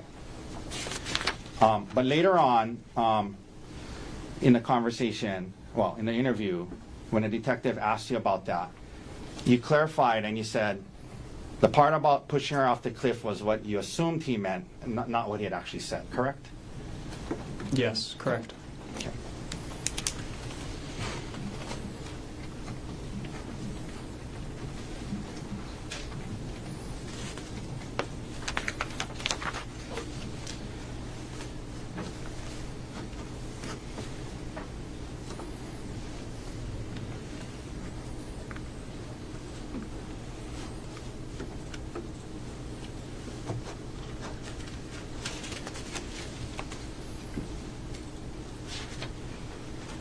And then when the prosecutor asked you questions about it, you said at some point he said something about she got away, right? Or something like that? Yes. Okay.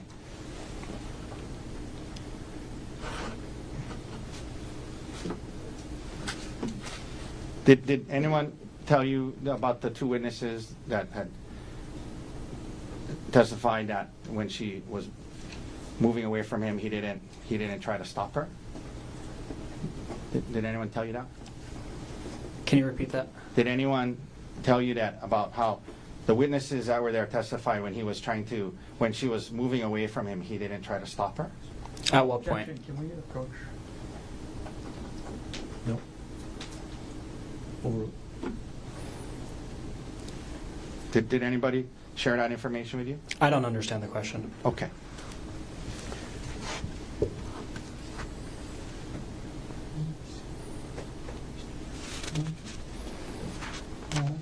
Now, let me ask you a few more questions, Emil, and then we'll be done, okay? You were asked by Mr. Gardner about how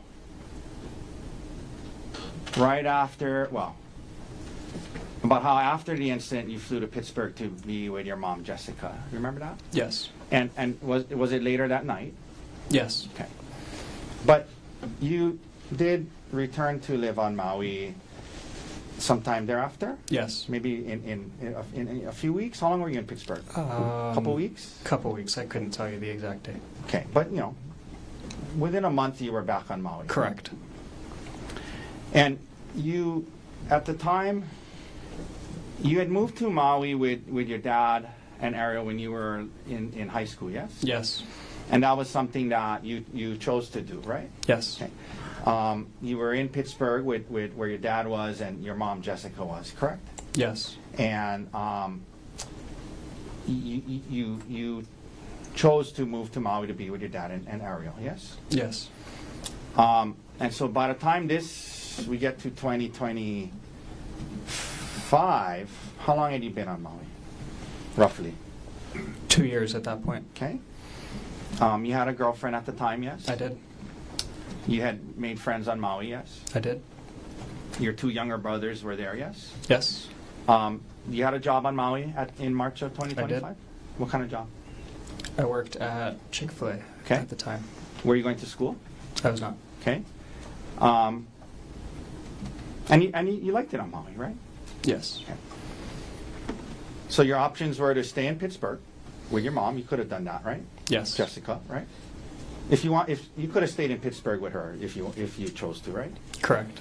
Or you could come back to Maui, where your friends were and your girlfriend was, but to do that you would have to live with Ariel, right? To come back to Maui, you could come back to Maui and live with Ariel, right? It was an option, yes. Yeah, it was an option.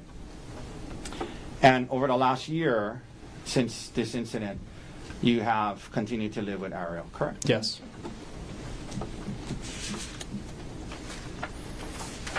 You also would see Ariel's parents, Judy and Pete, regularly over the last year, correct? Correct. And you refer to them as your grandparents, yes? Yes. And you,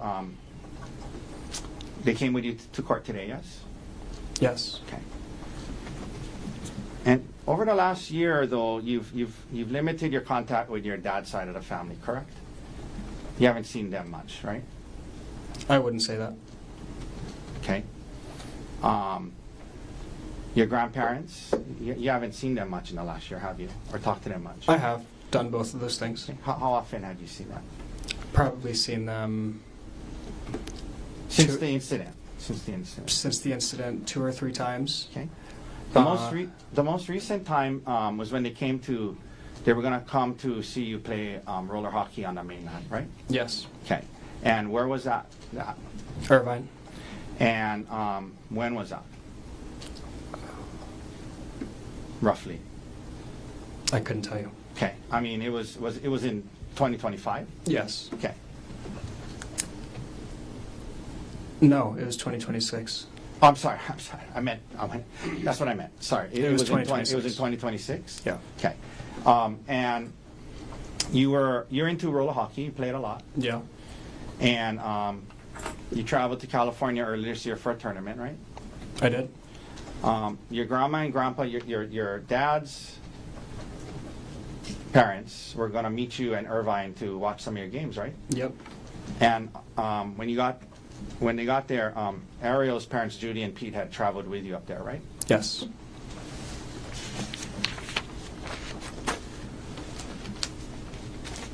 Okay.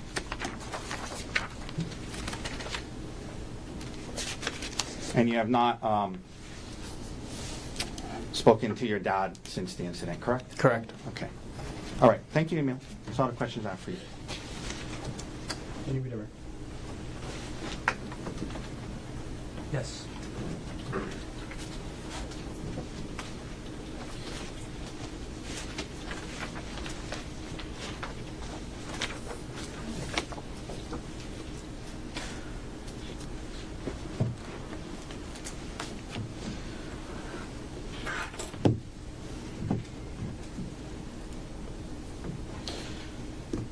Right. Emil, one of the things that you were just asked about on cross-examination was the fact that you didn't tell the detective on Maui that the defendant told you that Ariel got away.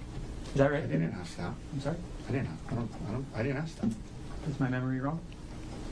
Ask the question. See Well, what can we approach? Come on.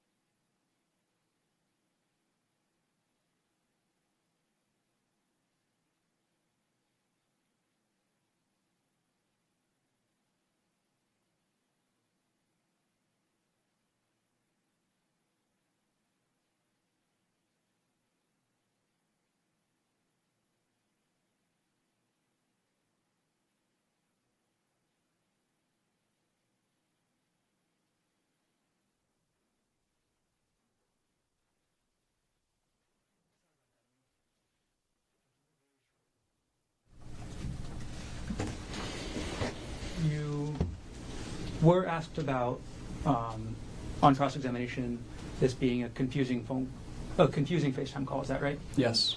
And you were, clarify more for us right here, Emil. Was there any confusion about the defendant telling you he tried to kill Ariel? Can you reword that? Sure. Did you have any confusion about that statement by the defendant? Was I confused at all? Yes. I'm sorry. Let me. Is there any confusion in your mind about the defendant making that statement that he tried to kill Ariel? Now? In general. Yes. Okay, could you explain? I didn't expect it. I'm sorry. I think I'm phrasing my questions poorly, Emil. Is there any doubt in your mind about the defendant telling you he tried to kill Ariel? No. Thank you. No further questions.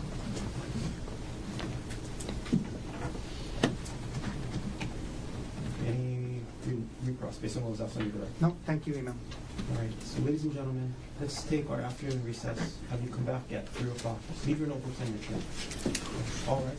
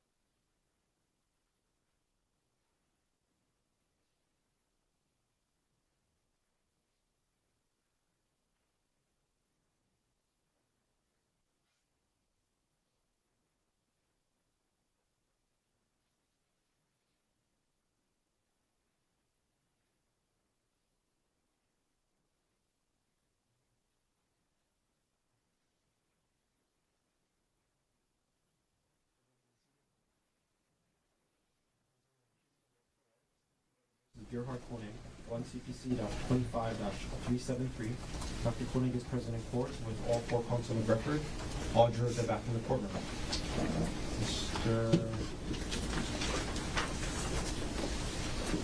Mr. Garner, state's next witness. The state calls Peter Mast.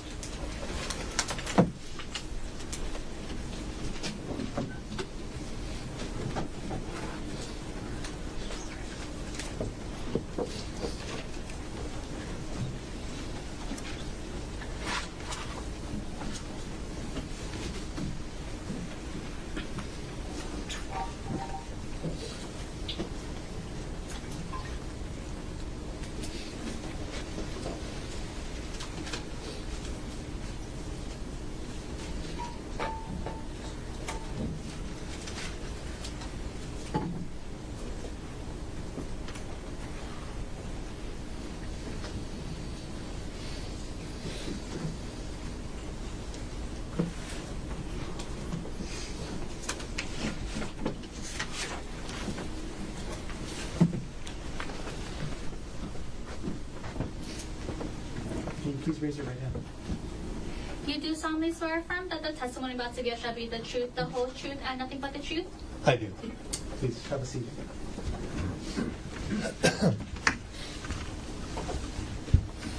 Okay, good afternoon.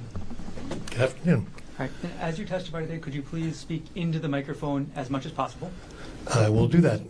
And first things first, could you please state your name? My name is Peter Mast. And what do you do for work, Mr. Mast? I'm an engineer. I work part-time for a company providing business consultation, about a quarter time. And where do you live? I live in Maui at 263 Kambalai Circle in Honolulu. Who do you live with? My wife, Judith. Mr. Mast, are you related to any person involved in this case? The victim in this, So, Mr. Mast, you use the word complainant. I apologize. Ariel Worthington is my stepdaughter. Okay. As of March 24, 2025, who was Ariel married to? She was married to Gerhardt Konig. Will you understand if I refer to Gerhardt Konig as the defendant for the rest of my questions? Yes, And if you were to see him again, would you recognize him? yes, Okay. If you recognize him in the courtroom, could you point him out and let us know an article of clothing that he's wearing? yes. He's sitting at the table there, Okay. in front of the monitor, second from the left. And could you let us know the color of shirt he's wearing? Blackish, greenish, dark. Okay. Your Honor, may the record reflect the witness has made identification. Record reflect identification was made. Okay. Mr. Mast, between yourself and your wife, who would Ariel talk to more about her relationship? Definitely my wife. Okay. So where did most of your knowledge about Ariel's relationship come from? Secondhand through my wife. Okay. So I want to stay away from what your wife told you. I understand. Did you have any direct observations, meaning from yourself, about the relationship between Ariel and the defendant between December 2024 to March 2025? Yes, to a certain degree. We interacted with them relatively frequently. And I would say that starting sometime in the latter part of December on into the following year, there was a noticeable cooling in their relationship that was observable to both myself and my wife, which was consistent with what we had been led to believe had happened between them. Okay, and again, we're going to stay away from what you've been told, okay? Yep. Okay. What sort of context did you make these observations in? And I'm asking public or private. Generally, these were private, dinners together, that kind of thing. So from the outside, from a public view, was there any indication of any strained relationship? I cannot answer that. Pause for speculation about others. Overruled. The answer will stand. Okay. So your answer is you don't know the answer. I don't know the answer to that. I can't speak to how others observed them. There was limited times where we saw them in, let's say, a somewhat more public environment, One was at a party at our house in January. Could you explain what you observed at that party in January? Yes, this would be probably sometime late January. It was a Christmas get-together with friends, largely of the Konigs, that was at our house. And I will say that even at the time, I observed an instance in the kitchen where the defendant seemed to go out of his way to demonstrate closeness with Ariel by sort of grabbing her, getting her to come close. I thought it was odd. It was out of character, like he was putting on a show that everything was normal, if you will. Okay. I apologize. Sorry. Mr. Mast, can we Yeah. strike the last part of that answer? Yes. Okay. So, again, let's just keep it to what you actually observed, okay? Yeah. Okay. Now, I'm going to move on, Mr. Mast, to March 24th, 2025, Okay. okay? All right. On March 24th, 2025, at around 11 o'clock a.m., what were you doing? I was working in my office at home. Was anybody else home with you that morning? Yes, my wife, Judy. Did anybody else come into your home that morning? Yes, probably 11:30 in the morning. Emil Konig came over to our house. Who is Emil Konig to you? Emil Konig is a step-grandson. All right. And then what room in the house were you in? I was in my office. Judy was in the living room next door watching TV. I was at my computer working. Okay. And did you eventually leave your office and go to the living room? I did. Okay. My wife called me in. Okay. And I'm going to jump ahead in time, Mr. Mast. As a result of what happened that morning with you, your wife, and Emil, where did you and your wife go? As a result of what we heard, we got a flight and flew from Maui to Oahu. And took flight here, got in probably about 2 o'clock in the afternoon, went over to Queens Medical Center. And who did you see at Queens Medical Center? We went to see Ariel. Okay. Mr. Mast, are you aware of any loan that you and your wife provided to Ariel and Gerhardt Konig? Yes, Is that loan still outstanding? it is not. Okay. When was that loan paid? That loan was repaid probably sometime in April of that year. Okay. And how was it repaid? In the form of transaction, a electronic transaction. Okay, I'm sorry. Who was the person that fulfilled that transaction? Ariel. Okay. Mr. Mast, thank you. I have no further questions for you today. Okay.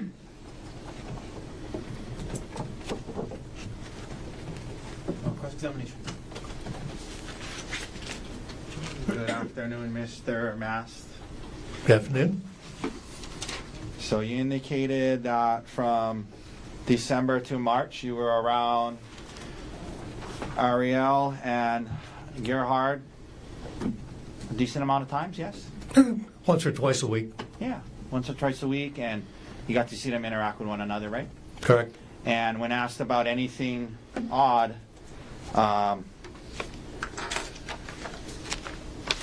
there was a party and you were in the kitchen and he pulled her close and seemed to go out of his way to demonstrate closeness. That's what you said, yes? Correct. All right. No further questions. Thank you, sir. Any redirect? Thank you. Mr. Mast, thank you. You can step down. All right. That first step. Thank you.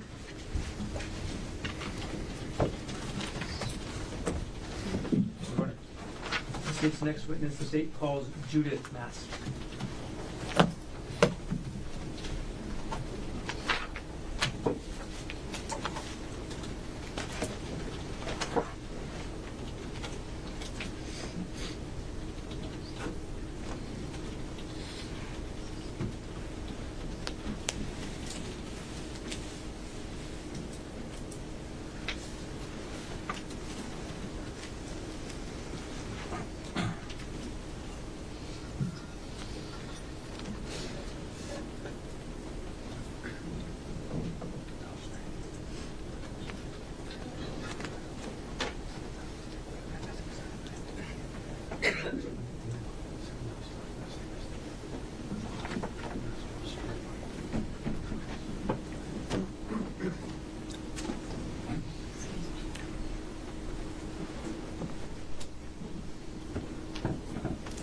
please raise your right hand?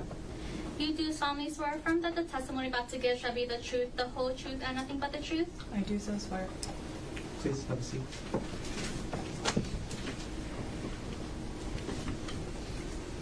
Okay, good afternoon. Good afternoon. First thing I'm going to ask you to do is if you can pull the microphone as close to you as possible and speak directly into the microphone for the rest of this afternoon, okay? Okay. All right. Can you please state your name? My name is Judith Lynn Mast. Is it okay if I call you Judy for the rest of my questions? Please do. Judy, what do you do for work? I am retired. Congratulations. Thank you. Where do you live? I live in Kahului, so it's 263 Kamalei Circle, Kahului, 96732. And who do you live with? My husband, Peter Mast. Judy, are you related to any person involved in this case? Yes, I am. Okay. Who are you related to? Ariel Konig is my daughter. As of March 24th, 2025, who was Ariel married to? Gerhardt Konig. Will you understand if I refer to Gerhardt Konig as the defendant for the rest of my questions? Yes, sir. How close were you and Ariel? We were and continue to be very close. Without going into any details of what was said, did Ariel discuss her relationship with the defendant with you? Yes, she did. Aside, again, from what Ariel may have told you or may have said, did you have any direct observations of the relationship between Ariel and the defendant between December 2024 to March 2025? Yes, I did. Okay. Can you explain what, and again, speaking from your own observations, what you observed? There was tension, coldness a little bit,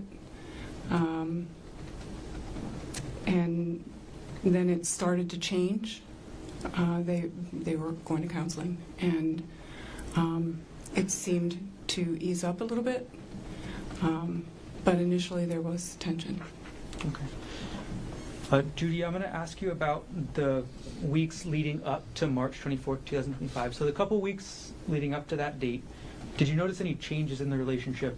And again, from your observation. Yes. What did you observe? It seemed like they were getting along a little better. We were getting Snapchats and things that they were very happy. Yeah, they looked like happy Snapchats, you know, social media. So it did seem to us at that time that perhaps things were improving. Okay. When you say at that time, in those couple weeks leading up to March 24th, 2025, was it odd to you to get these Snapchats? Did you think anything of it? Not at that time, no. Okay. All right, Judy, I'm going to move forward to March 24, 2025. At around 11 o'clock a.m., what were you doing? As much as I hate to say, I was listening to an audiobook and crocheting. I'm 65, not 85, I promise. And was this at your home? I was at home. I was in my living room crocheting and listening to an audiobook. Was anybody else home with you that morning? My husband was there. He was in the next room. And that morning, did anybody else come into your home? Yes, as I was sitting there, I heard the front door lock activate.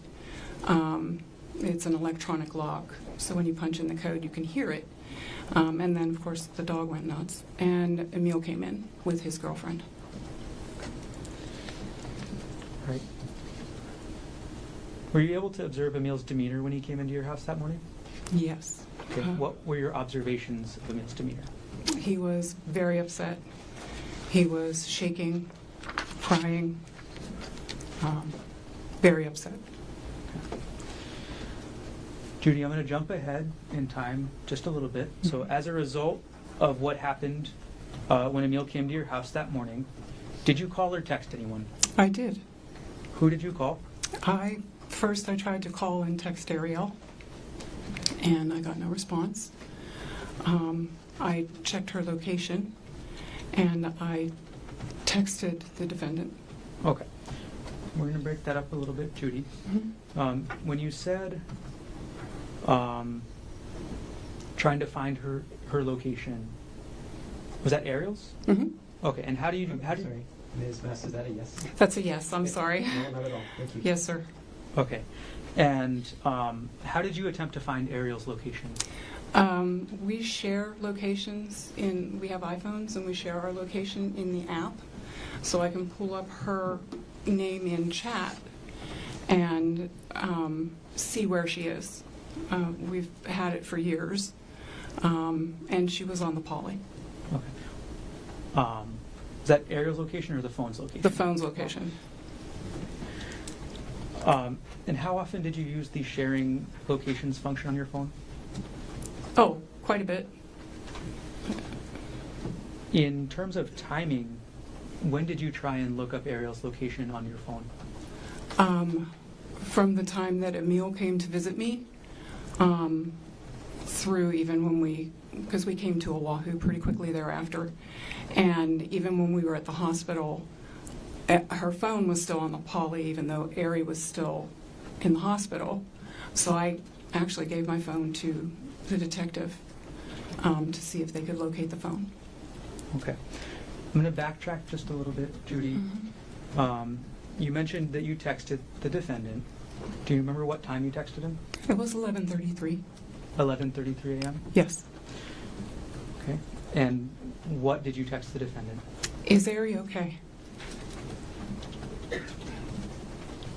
When you texted the defendant, is Ari okay? Did he respond saying that Ariel attacked him? No, sir, he did not. Did the defendant respond to your text saying Ariel went crazy? No, he did not. Ms. Mast, when you asked the defendant through text if your daughter was okay, did the defendant respond at all? No, he did not. Thank you. I have no further questions. Thank you. Cross-examination. Very briefly, good afternoon, Ms. Mass. When Emil got to your house, he was very upset, visibly shaking, correct? When he came in, yes, he was very upset. He was visibly shaking, yes. Yes. Very upset, visibly shaking, crying, emotional, distressed, yes? He didn't start crying and being very emotional until he started to talk to me. But then, yes, he did cry and he was emotional, yes. At your house, Mhm. while he was there. So there were times he was very upset, he was shaking, there were times he was crying, he was emotional and distressed while he was at your house, yes? Yes. All right, thank you, ma'am. No further questions. Any redirect? No, thank you. Ms. Mast, thank you very much for being here. You can step down. Thank you. Watch that first step. Thank you very much.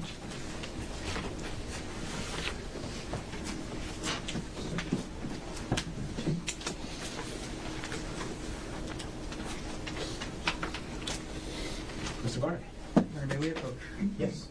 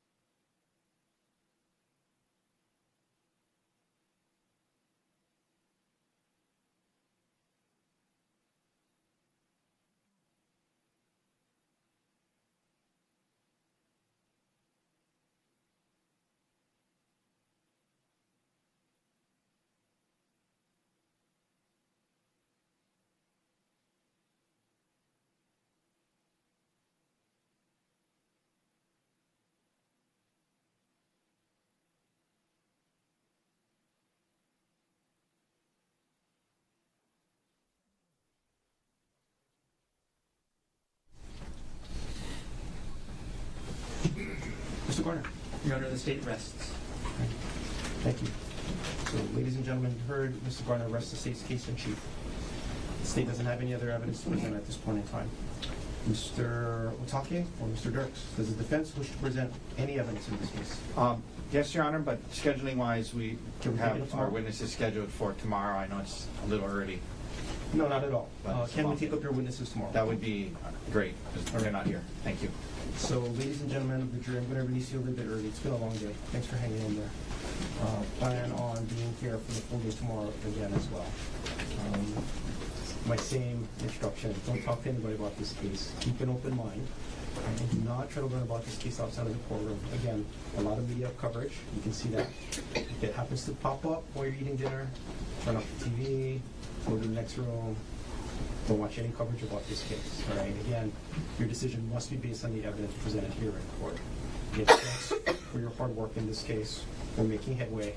We are on, if not slightly ahead of schedule, so that's the good news. When I get a better idea about what the schedule is really going to unfold, I'll let you know.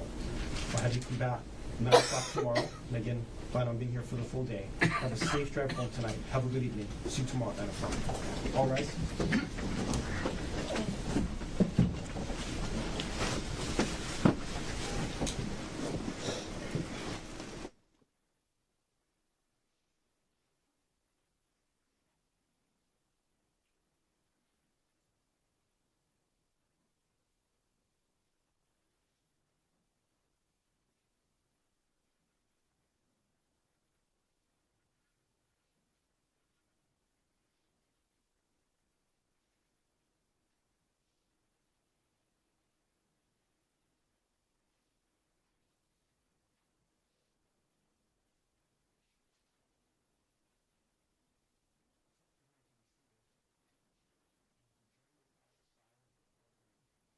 Now that the state has rested, Mr. Otake.